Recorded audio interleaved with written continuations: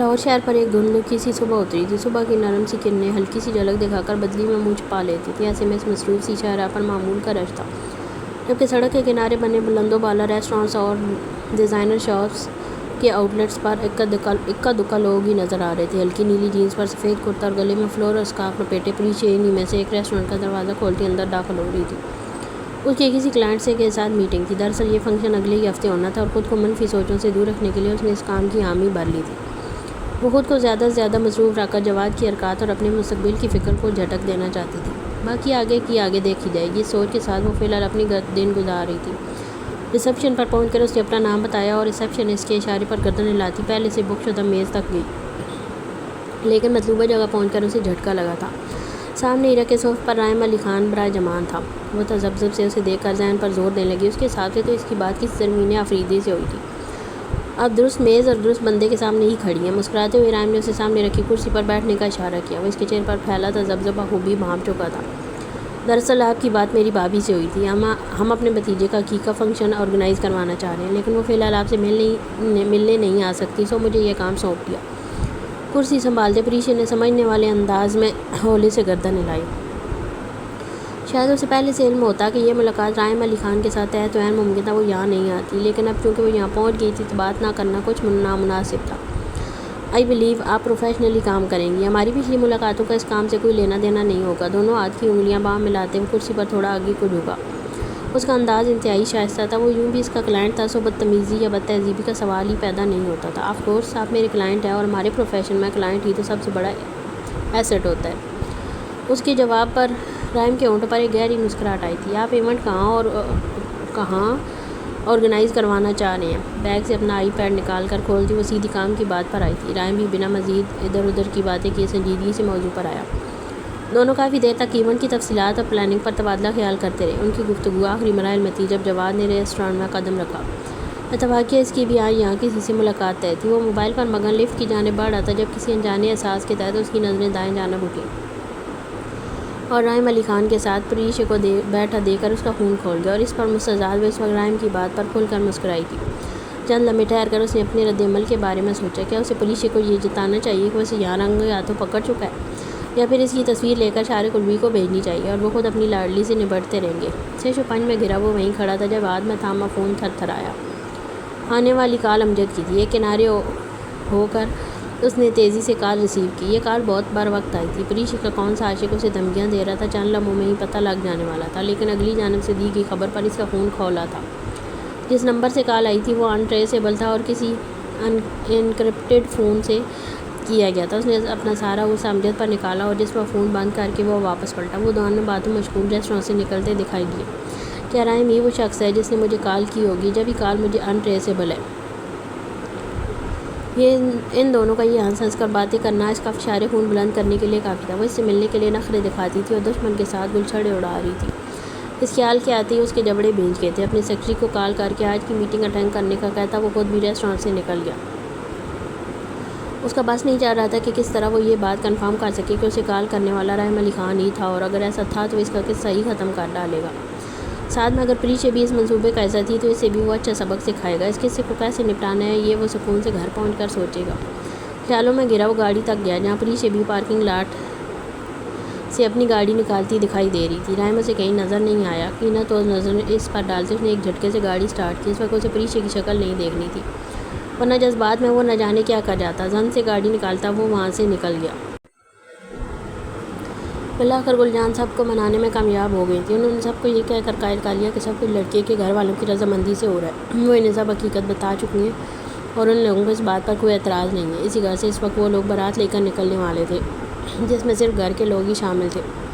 زیادہ لوگوں میں بات پھیلانے کو ادے جانے منع کر دیا تھا۔ اجمل کو بھی بے تحاشا ہدایت کے ساتھ سہرا پہنا کر لے جایا جا رہا تھا تاکہ لڑکی کے گھر پر بھی لوگوں کو اجمل کو دیکھنے کو زیادہ موقع نہ ملے۔ دوسری جانب اجمل بھی دولہا بننے کی خوشی میں گلجان کی ساری باتیں ماننے کو تیار تھا اور خوشی خوشی سہرا پہننے کو راضی ہو گیا تھا۔ شہریار کی شادی کے بعد اسے ویسے بھی دولہا بننے کا بہت شوق ہو گیا تھا۔ پوری شادی میں سب سے زیادہ مزہ اسے آتش بازی میں آیا تھا، جسے دوبارہ سوچ کر وہ ابھی سے دل ہی دل میں خوش ہو رہا تھا کہ جب وہ بھی دلہن لے کر آئے گا تو پھر سے بہت ساری آتش بازی دیکھنے کو ملے گی۔ گلجان آپ کو واقعی لگتا ہے یہ فیصلہ درست ہے؟ ابھی بھی وقت ہے، ایک بار پھر سوچ لیجئے، کسی کی بیٹی کی زندگی تو برباد نہیں کرنے جا رہی ہیں آپ۔ عدے جان کے استفسار پر حال کے قدِ آدم آئینے کے آگے کھڑی اپنی ساڑی کا تنقیدی جائزہ لیتی گلجان کا ہاتھ ایک پل کو ساکت ہوا تھا، چہرے پر پھیلا تبسم یک لگتی سنجیدگی میں ڈھلا تھا۔ عدے جان، وقت آنے پر آپ کو میرا فیصلہ بالکل درست لگے گا۔ اجمل بھلے ہی ذہنی طور پر پسماندہ ہو مگر مرد آخر مرد ہی ہوتا ہے۔ شادی کے بعد اس کے اندر خود ذمہ داری پیدا ہو جائے گی، اور آپ جانتی ہیں اجمل کا خیال میرے بعد صرف وہی رکھ سکتا ہے جسے اجمل سے محبت ہوگی، اور بیوی سے زیادہ محبت ایک آدمی سے بھلا کون کر سکتا ہے؟ نم آنکھوں سے عدے جان کی جانب دیکھتے وہ پھیکا سانسی تھی۔ اندر کہیں انہیں بھی اندازہ تھا کہ جو وہ کر رہی ہیں ہرگز بھی معمولی بات نہیں تھی، لیکن اپنے بعد انہیں اجمل کا خیال رکھنے والی ایک ہستی چاہیے تھی جو اسے محبت سے رکھ سکے۔ یوں بھی وہ لڑکی انہیں بہت معصوم اور سیدھی لگی تھی، انہیں یقین تھا وہ جلد ہی اجمل کے ساتھ ایڈجسٹ ہو جائے گی۔ اللہ کرے تمہاری دور اندیشی سب کے حق میں بہتر ہو، کسی کے ساتھ حق تلفی نہ ہو۔ ایک گہرا سانس لیتے عدے جان صوفہ چھوڑتی اٹھ کھڑی ہوئی۔ ان کا دل مطمئن نہیں تھا، لیکن انہوں نے ہمیشہ ہی گھر کے ماحول میں یگانگت اور محبت قائم رکھنے کے لیے مشترکہ فیصلے لیے تھے۔ اس وقت بھی وہ ان پر اپنی مرضی مسلط کر کے خلیج عائل نہیں کرنا چاہتی تھی۔ انہیں بس حیرت اس بات پر تھی کہ لڑکی کے گھر والے اس رشتے پر رضامند کیسے ہوئے۔ بہرحال اب تو سوالات اور اندیشوں کا وقت گزر چکا تھا، سو فی الحال وہ دل ہی دل میں اللہ سے سب کے حق میں بہتری کی دعا مانگ رہی تھی۔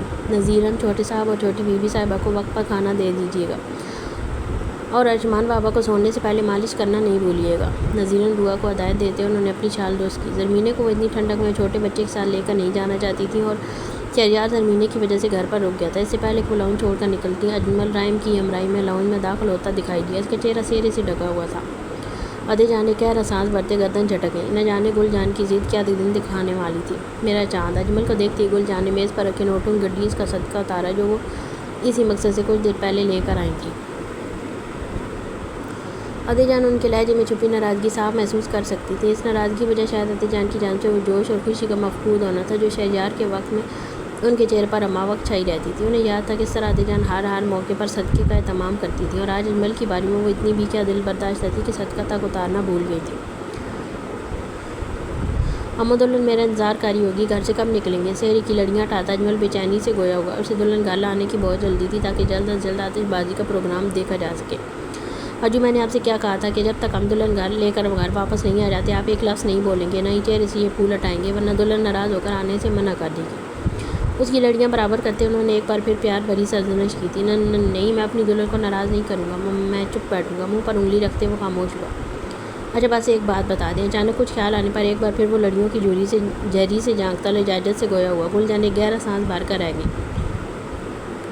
وہ جو آپ نے کھیر بنوائی ہے وہ اکیلے دلہن ہی کھائے گی یا مجھے بھی دے گی؟ دراصل دن میں کھیر تیار ہوتی دیکھ کر اس کے منہ میں پانی بھر آیا تھا۔ گل جان نے سمجھایا تھا کہ یہ دلہن کا منہ میٹھا کرانے کے لیے بنوائی گئی ہے، اور اب رات کو ہی نکلے گی۔ اس کی دلہن وہ واحد ہستی تھی جس کے لیے وہ دل پر جبر کر کے کچن سے نکل گیا تھا، ورنہ اس کی پسند کی بنی چیز کو چھوڑ کر کچن سے نکلنا ناممکنات میں سے تھا۔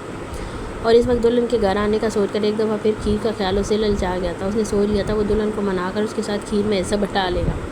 آخر کو وہ اپنا پورا کمرہ اور کھلونے بھی تو اس کے ساتھ بانٹنے جا رہا تھا۔ اس سوچ نے اسے تقویت دی تھی۔ اجو بھیا، دلہن گھر لانی ہے کہ نہیں؟ تبھی ارسلان نے حال میں داخل ہوتے اس کی دکھتی رگ پر ہاتھ رکھا۔ ہاں ضرور لاؤں گا، پہلے اس کے ساتھ آتش بازی دیکھوں گا، پھر کھیر کھاؤں گا، پھر ہم تھوڑی دیر کھیلیں گے۔ انگلیوں پر اپنے منصوبے گنواتا وہ چہکتا ہوا گویا ہوا۔ اور جانتے ہو آج میرا کمرہ پھولوں سے سجا ہوا ہے، بیڈ پر میرے پسندیدہ پھول سجوائے ہیں ہم نے۔ دولہا بننے کے بڑے مزے ہوتے ہیں، تم بھی جلدی سے بڑے ہو جاؤ پھر تمہیں بھی خوب مزے آنے والے ہیں۔ گردن لاتے اس نے آنکھیں مٹکائیں۔ وہ آج بے تحاشا خوش تھا اور اپنی خوشی کا اظہار بھی دل کھول کر کر رہا تھا۔ گل جان نے سب سے نظریں چرائیں کہ ان میں ٹھہری ملامت کا سامنا کرنے کی سکت ان میں نہیں تھی۔ عدے جان نے ایک بار پھر اس بد نصیب لڑکی کے حق میں دعا کی تھی۔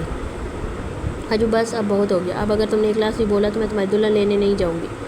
اب کی بار ان کا ہاتھ لڑیوں سے ہٹاتے وہ درستگی سے گویا ہوئے۔ ان کی دھمکی پر اجمل کا سانس رکا تھا۔ آئی پرومس میں اب نہیں بولوں گا۔ گلے کی کھال پکڑتے اس نے تیزی سے وعدہ کیا تھا۔ ابھی عصمت علی خان بھی نیچے اترتے دکھائی دیے۔ سبھی ایک دوسرے سے نظریں چراتے اجمل کو اپنی ہمراہی میں لیے گھر سے نکلے۔ نہ جانے گل جان کی ضد کا کیا نتیجہ نکلنا تھا۔ ہر شخص اس شش و پنج میں گرا اندر سے بہت بھاری محسوس کر رہا تھا۔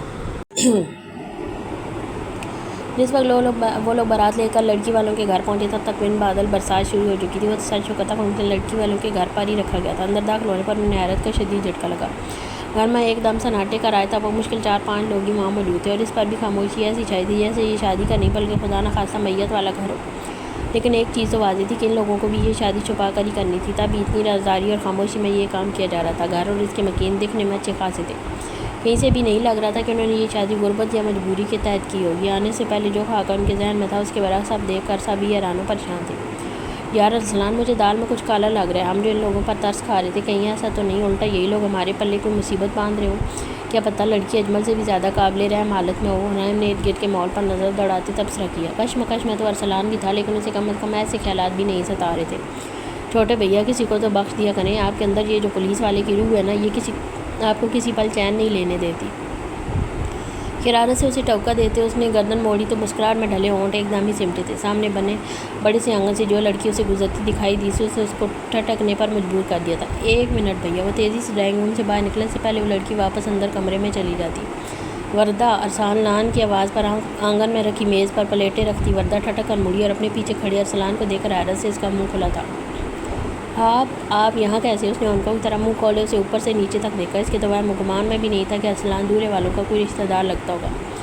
یہی میں تم سے پوچھنے آئی ہوں کہ یہ تمہارا گھر ہے؟ اس نے اپنے خوش ہونٹوں پر زبان پھیری۔ دل زور زور سے دھڑک رہا تھا۔ اس کی چھٹی اس کہہ رہی تھی کہ کچھ بہت غلط ہونے جا رہا تھا۔ نہیں، یہ غانیہ کے ماموں کا گھر ہے اور آج اس کی شادی ہے۔ الفاظ تھے یا دھماکہ؟ ارسلان کو لگا وہ اپنے پیروں پر کھڑا نہیں رہ پائے گا۔ اس نے کھانس کر اندر کی گھٹن باہر نکالنی چاہیے۔ کرتے کی شیروانی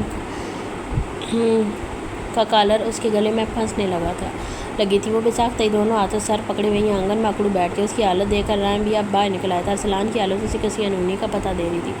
تو کیا یہ غانیہ سے شادی کرنا چاہتے تھے جو اس کی شادی کا سن کر شوق میں آ گئے؟ دوسری جانب ذہن میں کیا سرائیاں کرتی وردہ اسے وہیں بیٹھا چھوڑ کر اندر کمرے کی جانب بڑھ گئی تاکہ غانیہ کو یہ دھماکے دار خبر دے سکے۔ ارسلان، کیا ہوا؟ کون تھی یہ لڑکی؟ اس کے نزدیک پہنچ کر رائم نے اس کا کندھا ہلاتے سوال کیا۔ اسے اندازہ ہو رہا تھا کہ ارسلان اس وقت گہرے صدمے میں تھا اور صدمے کی وجہ وہ لڑکی تھی جو کچھ دیر پہلے ہی اندر گئی تھی۔ عصمت علی خان جو ڈرائنگ روم میں بیٹھے نکاح کا فارم بھروا رہے تھے، انہوں نے بھی کچھ تشویش سے باہر دیکھا۔ بھیا، یہ شادی نہیں ہونی چاہیے، وہ لڑکی بے ربطی سے بولتے۔ اس نے اندر کمرے کی جانب دیکھا۔ ویسے تو اس کی آنکھوں سے ٹپک رہی تھی۔ اس کے چہرے پر چھایا خوف دیکھ کر لگتا تھا جیسے اس نے کسی غیر مرئی مخلوق کو دیکھ لیا ہو۔ بھیا، مجھے گھر جانا ہے، آپ بس یہ شادی رکوا دیں، یہ ظلم ہے۔ غانیہ کو کچھ نہیں پتہ ہوگا، میں جانتا ہوں، یہ زبردستی ہے، میں آپ کو گھر جا کر سب بتاتا ہوں۔ سینہ مسلتے وہ مشکل کھڑا ہوا۔ اسے محسوس ہو رہا تھا جیسے اس کے سینے پر بہت بھاری بوجھ ہو۔ اسے اندازہ تھا غانیہ کی مامی کا رویہ اس کے ساتھ اچھا نہیں تھا اور اب اسے وجہ سمجھ آ رہی تھی کہ کیوں لڑکی کے گھر والے اس شادی کے لیے اتنی آسانی سے مان گئے تھے۔ اوکے، میں ڈرائیور سے کہتا ہوں تو میں گھر چھوڑ دیں، اکیلے مت جانا اور نہ ہی پریشان ہونا، میں بابا سے بات کرتا ہوں۔ اسے بازو سے تھامے رائم باہر تک اسے اپنی ہمراہی میں لایا۔ اس کا شک درست نکلا تھا، معاملہ اتنا سیدھا نہیں تھا جتنا گل جہاں نے سب کے سامنے پیش کیا تھا۔ بھیا، اگر یہ شادی ہوگی تو اللہ ہمیں کبھی معاف نہیں کرے گا۔ ایک آنسو ٹوٹ کر اس کی آنکھ سے پھسلا تھا۔ رائم نے وہ مشکل اس کی تسلی کرواتے اسے گاڑی میں بٹھایا اور خود تیزی سے اندر کی جانب بڑھ گیا۔ اسے عصمت علی خان سے بات کرنی تھی۔ پورے کمرے میں گلاب کی بھینی خوشبو پھیلی ہوئی تھی۔ بیڈ پر بکھرے گلاب کی پتیوں کے بیچ وہ کچھ مضطرب سی بیٹھی تھی۔ بالآخر وہ دن آ گیا جس کے لیے وہ اتنے دنوں سے بے چین تھی۔ نہ جانے اس کی قسمت میں آگے کیا لکھا تھا، مگر وہ جانتی تھی وہ ایک بہت بڑے امتحان میں قدم رکھ چکی تھی۔ گھڑی کی ٹک ٹک کمرے میں چھائے سناٹے کو توڑ رہی تھی۔ اسے بیٹھے کافی دیر ہو گئی تھی، مگر آنے والا نہ جانے کیوں اب تک آیا تھا۔ وقت گزاری کے لیے وہ گردن موڑ کر ارد گرد دیواروں پر لگی تصاویر دیکھنے لگی۔ وہ ایک خوب روح جوان تھا، فوجی یونیفارم میں اس کی وجہ مزید کئی گنا بڑھ گئی تھی۔ کہیں وہ گھوڑے پر سوار تھا تو کہیں ہاتھوں میں میڈل تھامے مسکرا رہا تھا، کہیں اسکیٹنگ کرتا دکھائی دے رہا تھا تو کہیں پہاڑ کی چوٹی پر کھڑا جھنڈا گاڑ رہا تھا۔ اس کی تصاویر چیخ رہی تھی، چیخ کر اس کی قابلیت کا پتہ دے رہی تھی۔ وہ ایک زندہ دل جوان لگتا تھا، رخت میں ڈوبی ہوئی سوچ میں گم تھی کہ آخر اس کی معذوری کا کیا سبب ہوگا۔ جب دروازہ کھلنے کے ساتھ پہیوں کے چلنے کی آواز اس کی سماعت سے ٹکرائی، انہوں نے گردن موڑ کر دیکھا تو وہ اپنی ویل چیئر اندر کرتا دروازہ بند کر رہا تھا۔ فوراً اپنا لہنگا سنبھالتی وہ بیڈ سے اتری۔ اس کے نزدیک پہنچ کر اسے اس کی ویل چیئر تھامنی چاہیے تاکہ بیڈ تک آنے میں مدد کر سکے۔ پہلے دن اپنا عادی نہ بنائیے، مجھے اپنے کام خود کرنے کی عادت ہے۔ روشن آنکھوں میں پھیلی چمک پر فاطمہ کو رشک آیا۔ اس نے اسٹیج پر اسے ایک جھلک دیکھا تھا، باقی سب اس کی تعریف سن کر وہ عجیب احساسات کا شکار تھی، لیکن پہلے اس کی تصاویر اور اب اس سے بنفس نفیس مل کر وہ سحر زدہ سی کھڑی اسے دیکھ رہی تھی، جو اپنے کندھوں پر ڈالی کالی ویلوٹ کی شال کو ایک اسٹک کی مدد سے الماری میں لٹکا رہا تھا۔ کیا ہوا؟ بیڈ پسند نہیں آیا؟ واپس مڑنے پر فاطمہ کو اسی جگہ کھڑے پا کر وہ شرارت سے مستفسر ہوا۔ اس کی آنکھوں میں ٹھہرا مصنوعی حیرت کا تاثر فاطمہ کو جھکنے پر مجبور کر گیا تھا۔ نہیں، وہ تو میں… اس کے سوال پر وہ انگلیاں مروڑتی واپس بیڈ تک گئی۔ چلنے سے ہاتھوں میں پہنی چوڑیوں کا شور جلترنگ کی مانند مقابل کے دل کی دھڑکنوں میں ارتعاش پیدا کر کے تھا۔ چند لمحے میویت سے وہ اسے دیکھے گیا۔ اس کی نظروں کے ارتکاز پر فاطمہ کی نگاہیں خود بخود ہی جھکی تھیں۔ میرا نام احسن عباس ہے، یہ تو یقیناً آپ جانتی ہوں گی۔ اپنی چیئر بیڈ کی مخالف سمت میں کھڑی کرتا وہ بآسانی بیڈ پر بیٹھ چکا تھا۔ اور اب شائستہ سے انداز میں اپنا تعارف کروا رہا تھا۔ فاطمہ کو اس کی ہمت پر اشک آیا۔ اس نے اپنی کمزوری کو کمزوری نہیں بننے دیا تھا، بلکہ وہ اسے کہیں سے بھی احساس کمتری کا شکار نہیں لگ رہا تھا۔ جیسا کہ اسے ملنے سے پہلے وہ سوچ رہی تھی کہ شاید وہ اپنی اس کمی کے باعث ہر وقت چڑچڑا رہنے والا غصے کا تیز انسان ہوگا، مگر اس کی توقع برعکس وہ کافی ہنسمکھ اور خوش مزاج قسم کا آدمی تھا۔ میں ایکس آرمی آفیسر ہوں۔ ایکس کیوں تھا؟ وجہ تو آپ کی نظر آ گئی ہوگی۔ ایک گہرا سانس بھرتے ویل چیئر کی جانب اشارہ کیا۔ فاطمہ کی نگاہیں چند لمحوں کو اس کی نگاہوں سے ٹکرائیں، لیکن ان میں موجود نرم سا تاثر اگلے ہی پل سے نگاہیں جھکانے پر مجبور کر دیا۔ یار کیوں ہوا؟ کیسے ہوا؟ یہ ساری کہانی چھوڑیے، ابھی تو پوری زندگی پڑی ہے آپ کو بور کرنے کے لیے۔ ویسے تو آپ کے بارے میں تھوڑا بہت جانتا ہوں، جیسے آپ کا نام، کوالیفیکیشن اور آپ کا سب سے بڑا خواب۔ اس کے ہاتھوں کو اپنے ہاتھوں میں لیتے وہ مسکرایا۔ فاطمہ کی گردن بے اختیار ہی اٹھی تھی۔ اس کی آنکھوں میں ایک بے یقین سا تاثر آ کر ٹھہرا تھا۔ وہ اس کے بارے میں کیسے اتنا سب جانتا تھا؟ ایکچولی انکل یعنی آپ کے پاپا میرے پاپا کے چند اچھے فرینڈ میں تھے، اور اسی لیے آج آپ یہاں بیٹھی ہیں۔ اس کی نظروں میں چھپے سوال کو جانتے اس نے فوراً وضاحت دی۔ چلیے اب آپ مزید اپنے بارے میں کچھ بتائیے۔ ویسے تو آپ سوچ نہیں ہوں گی، موقع دیں گے تو میں بولوں گی نا۔ ایکچولی آئی نو کہ بس آج کا دن میرا ہے۔ آج آپ تامل سے مجھے سن رہی ہیں، اس کے بعد تو ساری زندگی بس میں نے ہی سننی اور ماننی ہے۔ اس کے نائی ہاتھوں پر لب رکھتا ہوا ایک بار پھر کھل کر مسکرایا تھا۔ فاطمہ نے نظریں اٹھا کر اس خوبصورت چہرے پر پھیلی بے رحم مسکراہٹ کو دیکھا، اور اسی لمحے سے اس چہرے سے محبت ہو گئی تھی۔ اس کے باپ نے یہ فیصلہ کیوں کیا تھا؟ اس شخص سے ملنے کے 10 منٹ بعد اسے اندازہ ہو گیا تھا۔ آپ بہت اچھا بولتے ہیں اور مجھے سننا پسند ہے۔ نظریں جھکائے وہ دھیمے لہجے میں گوئے گا۔ اس کے ہاتھ میں دبی اس کی ہتھیلی پسینہ شروع ہو چکی تھی۔ دل زور سے دھڑک رہا تھا، ایسے میں کچھ بھی بولنے کی سکت اس میں نہیں تھی۔ اوہ یعنی خوب جمے گی جب مل بیٹھیں گے دیوانے دو۔ ہلکا سانستے اس نے سائڈ ٹیبل سے ایک ڈبیا نکالی۔ فاطمہ کے لبوں پر بھی مسکراہٹ پھیلی تھی۔ یہ تو طے تھا کہ اس کی سنگت میں زندگی بہت خوبصورت ہونے والی تھی۔ یہ لے نازک سی ناک کے لیے یہ نازک سی نوز پین۔ اس کی لمبی ستون ناک کی نوک کو چھوتے ہوئے اس نے مخملی ڈبیا آگے بڑھائی۔ اس میں ننھا سا ہیرا جڑی لونگ جگمگا رہی تھی۔ فاطمہ نے شکریہ کے ساتھ اسے وصولنے ایک ممنون نظر اس پر ڈالی۔ اس سے اب سے چند گھنٹے پہلے وہ اپنی زندگی کو لے کر جتنے وہموں کا شکار تھی، ایک دم ہی سب زائل ہوتا لگ رہا تھا۔ سکون اس کے اندر تک سرایت کر گیا۔ بے شک والدین کے فیصلے اولاد کے لیے بہترین ہوتے ہیں، بھلے ہی وہ بظاہر آپ کو ناپسند بھی ہوں۔ مسکرا کر سوچتے ہوئے اس لونگ کو ہمیشہ کے لیے اپنے ناک کی زینت بنانے جا رہی تھی۔ ماریا صبح سے اپنے کام میں مگن تھی۔ آج اسے ہر حال میں اپنا کام مکمل کرنا تھا، اور اسی گھر سے اس نے اب تک لنچ بھی نہیں کیا تھا۔ کام مکمل کر کے اس نے سنی کو میل کی اور خود اپنی ورکنگ ڈیسک سمیٹ کر کھڑی ہوئی۔ اس کا رخ سنی کے روم کی طرف تھا۔ وہ اس کے ساتھ لنچ کرنا چاہتی تھی، مگر دروازہ کھولنے پر اسے خالی کمرہ منہ چڑھاتا ملا۔ چمبے سے ایک طائرانہ نگاہ دوڑاتے وہ دروازہ بند کرتی باہر نکل گئی، تبھی اس کی نظر سامنے سے آتی اینا پر گئی۔ Miss Maria sir has an appointment with the doctor, that's why he left early. Anna نے مسکراتے خود ہی اس کی مشکل آسان کی۔ اوہ واٹ ہیپن ٹو ہم؟ ماریا کو ایک دم ہی اس کی فکر لاحق ہوئی۔ Ma'am I don't have any idea. Anna کی معذرت خانہ انداز پر وہ گردن لاتی وہاں سے ہٹ گئی، کیونکہ یہ بات وہ خود بھی جانتی تھی کہ سنی کسی سے غیر ضروری بات نہیں کرتا، تو وہ اپنی طبیعت کسی کو بتانے کا تو سوال ہی پیدا نہیں ہوتا تھا۔ لیکن اسے تشویش ہو رہی تھی کہ آخر اس کی طبیعت خرابی کی کیا نوعیت تھی، ورنہ اس نے اتنے عرصے میں سے کبھی چھٹی کرتے نہیں دیکھا تھا۔ ہلکی پھلکی طبیعت خرابی میں بھی وہ آفس میں ہی پایا جاتا تھا، اور آج وہ غیر حاضر تھا تو یقیناً کوئی بڑی بات تھی۔ اور اسی خیال کے پیش نظر اپنا سامان سمیٹتے اس نے باہر کی راہ لی۔ اسے جلد از جلد سنی کے گھر پہنچنا تھا۔ اپارٹمنٹ سے گھر کا فاصلہ 15 منٹ تھا، جو اس نے عجلت میں 10 منٹ میں ہی طے کر لیا تھا۔ اس کی طبیعت خرابی سن کر طرح طرح کے وہم اس کے دل میں سر اٹھا رہے تھے۔ اس کی خیریت کی دعا کرتی وہ لفٹ میں داخل ہوئی۔ کچھ دیر وہ اس کے اپارٹمنٹ کے باہر کھڑی تھی۔ تذبذب سے کچھ دیر سوچنے کے بعد اس نے بیل بجائی، لیکن 2 بیل پر بھی دروازہ نہیں کھولا گیا۔ اسے تشویش ہوئی۔ بیگ سے موبائل نکالتے اس نے اسے کو کال کرنے کا سوچا، لیکن اس سے پہلے وہ اپنے خیال کو عملی جامہ پہناتی اپارٹمنٹ کا دروازہ کھلا، اور سامنے کھڑے سنی پر نظر پڑتے ہی ماریا کی سانس اٹکی تھی۔ بکھرے بال، سرخ آنکھیں اور پس مردہ چہرہ۔ ماریا کے دل کو ایک دھکا لگا تھا، مگر اس سے پہلے وہ کچھ کہتی وہ دروازہ کھلا چھوڑ کر اندر کی جانب بڑھ گیا۔ سنی تمہیں کیا ہوا؟ یہ تمہاری آنکھیں اتنا سرخ؟ فکر مندی سے بولتی وہ ابھی اس کے پیچھے لپکی جو بیڈ روم کی جانب قدم بڑھا رہا تھا۔ کیا میں واش روم جا سکتا ہوں؟ اس کی آدھی بات بیچ سے کاٹتے وہ کوفت سے مستفسر ہوا۔ آنکھوں کے سوجے پپوٹے اور ان میں تیرتے سرخ ڈورے دے کر ایک پل کو ماریا بھی سہم گئی تھی۔ اس کا لہجہ بھی کافی درست تھا۔ خفت سے گردن جھکائے وہ باہر نکل کر لاؤن میں بیٹھ گئی۔ کچھ دیر بعد سنی باہر نکلتا دکھائی دیا۔ اب اس کی حالت پہلے سے کافی بہتر تھی۔ منہ دھو کر اس نے اپنے گنگرالے گیلے بالوں کو پیچھے کر کے سیٹ کر لیا تھا۔ گول گلے کی پوری آستین کی شرٹ کے بازو کونیوں تک چڑھے تھے، جنہیں اب وہ نیچے کھینچ کر برابر کر رہا تھا۔ ماریا کو نظر انداز کرتے اس نے لیونگ روم میں رکھے ڈیوائیڈر سے جائے نماز نکالی۔ نماز کا وقت ختم ہو رہا ہے، ایک نظر اس پر ڈالتا وہ واپس بیڈ روم میں چلا گیا۔ ماریا نے حیرت سے اسے جاتے دیکھا۔ اسے یقین نہیں آ رہا تھا کہ کارپوریٹ سیکٹر کا ایک بزنس مین جو دیکھ کر سیکولر لگتا ہے، اتنا مذہبی بھی ہو سکتا ہے کہ اسے اپنی نمازوں کے قضا ہونے کی فکر ہے۔ اس لیے یہ واقعہ بہت حیران کن تھا۔ اسے یاد نہیں تھا اس نے کتنے عرصے پہلے جمعہ بھی ادا کیا ہوگا۔ وہ دوستوں کے ساتھ اکثر شوقیہ چرچ چلی جایا کرتی تھی، مگر اپنی مذہبی عبادت اس نے کتنے بچپن میں کی تھی، اور اسے تو اب تو اسے یاد بھی نہیں تھا۔ ایک گہرا سانس لے کر وہ صوفے سے اٹھی اور وقت گزاری کے لیے لان میں لگی پینٹنگز دیکھنے لگی۔ وَمِن شَرِّ النَّفَّاثَاتِ فِی الْعُقَدِ، اور گروں پر پھونکنے والوں کے شر سے۔ نہ جانے کہ وہ چند لمحوں کے اس کیلیگرافی کو دیکھے گی۔ کتنا عرصہ ہوا تھا اسے قرآن پاک کو دیکھے۔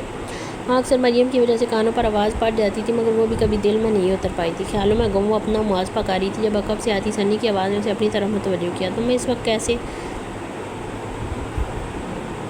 صوفے پر بیٹھ کر اپنی آستینیں واپس کونیوں تک موڑتا وہ سنجیدگی سے مستفسر ہوا۔ اینا سے معلوم ہوا تمہاری طبیعت خراب ہے، اس لیے سوچا خیریت پوچھ لوں۔ اس کے سامنے صوفے پر بیٹھتے ماریا نے پھولوں کا گلدستہ اس کی جانب بڑھایا جو وہ عیادت کے لیے لے کر آئی تھی۔ طبیعت تو ایسے خراب نہیں ہے، ہاں 2-3 دنوں سے سر میں شدید درد ہو رہا ہے، ساتھ ہی بلر ویژن، کام پر فوکس نہیں کر پا رہا تھا تو بس پیتھولوجسٹ کا اپائنٹمنٹ لیا تھا۔ پھولوں پر بنا ایک نظر ڈالے اس کے ہاتھ سے تھام کر کنارے رکھتے وہ انہوں سنجیدہ دکھائی دیتا تھا۔ اس کا یہ لیادی انداز ماریا کے دل پر چھریاں چلایا کرتا تھا۔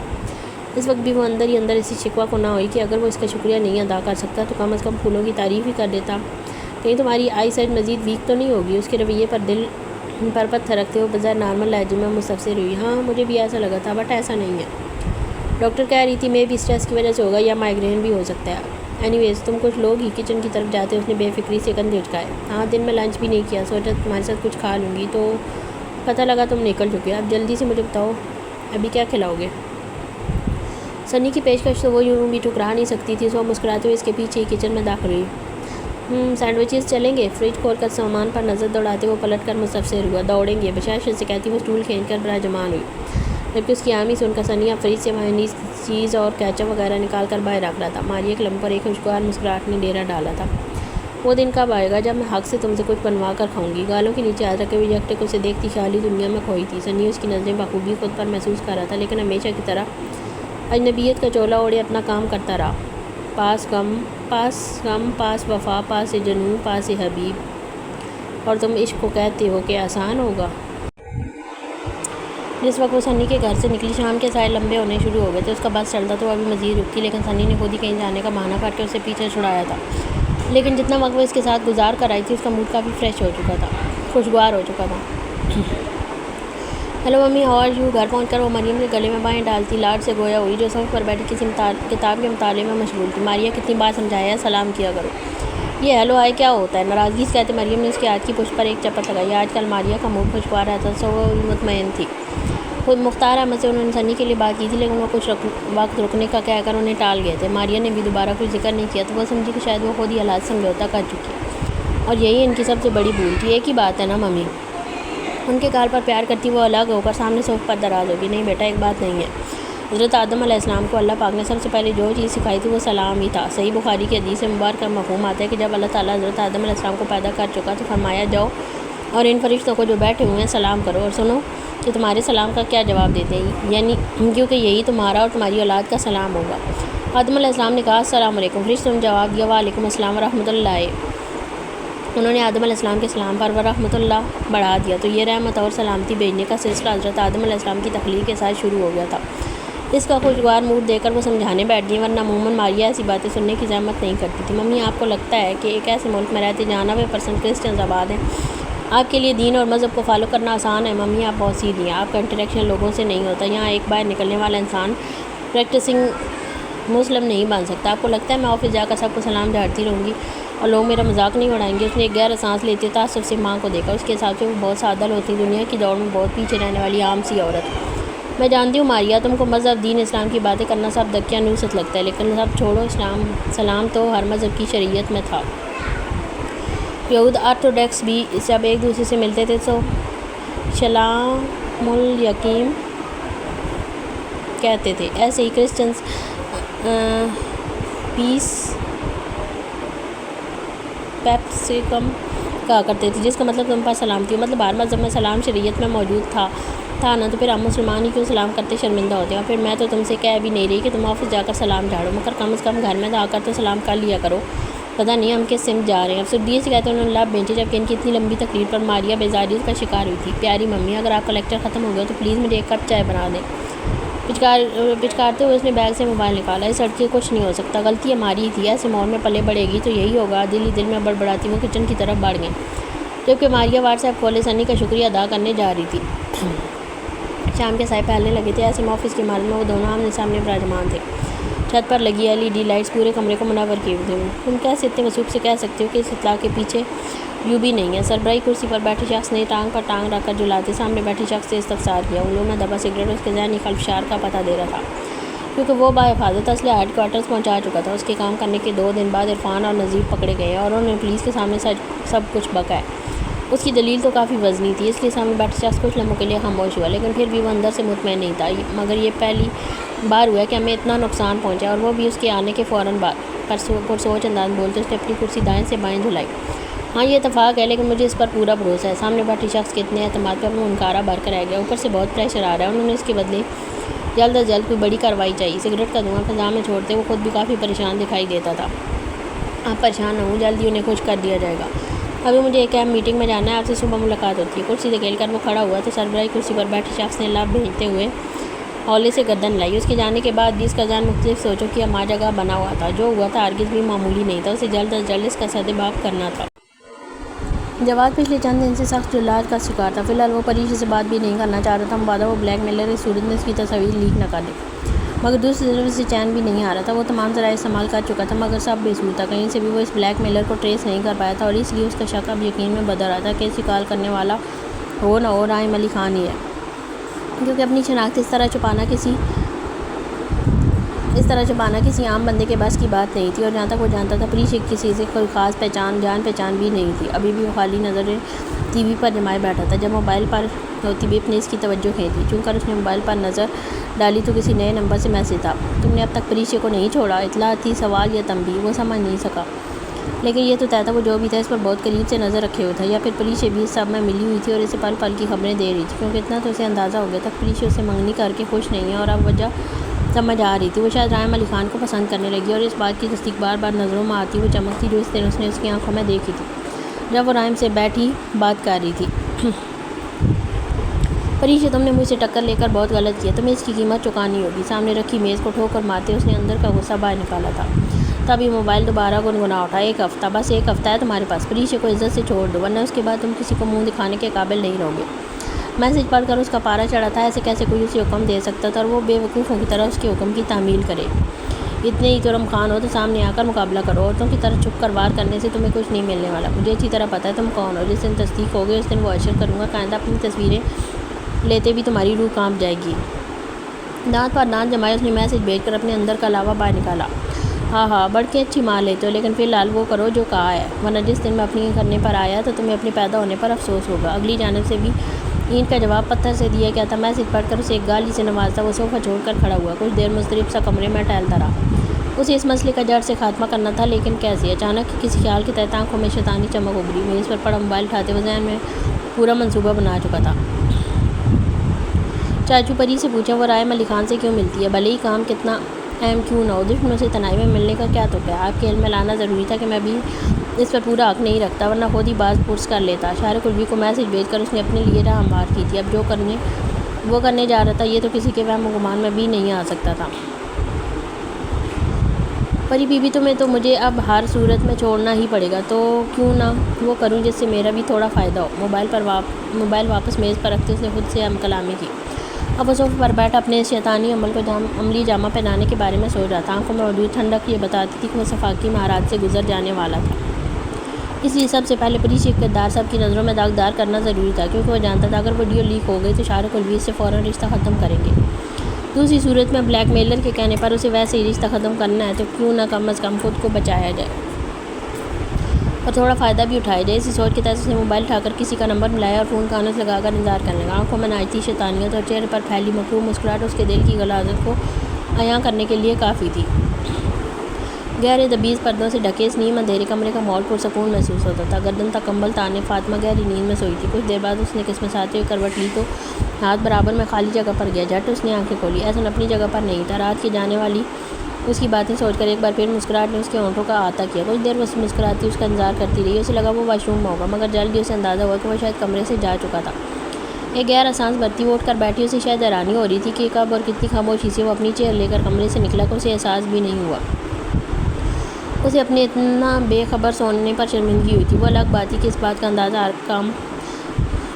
اندازہ اسے شادی کچھ عرصے بعد ہو گیا کہ احسن ہر کام دبے قدموں کرنے کا عادی تھا۔ یہ شاید اس کی پچھلی زندگی کی عادتوں میں سے ایک عادت تھی۔ چاول لے کر جس وقت وہ نیچے آئی، کچن کے باہر موجود لکڑی کے گول میز کے گرد کرسیوں میں سے ایک پر 17-18 سال کا لڑکا بیٹھا ملا۔ غالباً وہ یہاں کام کرتا تھا۔ سلام بھابی۔ اسے دیکھتے ہی وہ خوش اخلاقی سے دانت نکالتا کرسی چھوڑ کر کھڑا ہوا۔ مسکرا کر اسے جواب دیتی وہ بھی وقت گزاری کے لیے اس کے ساتھ بیٹھ گئی۔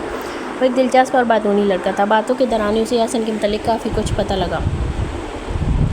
احسن عباس اپنے ماں باپ کا اکلوتا تھا۔ چند سال پہلے والدین ایک کار ایکسیڈنٹ میں استار فانی سے کود کر گئے تھے اور اسی ایکسیڈنٹ میں وہ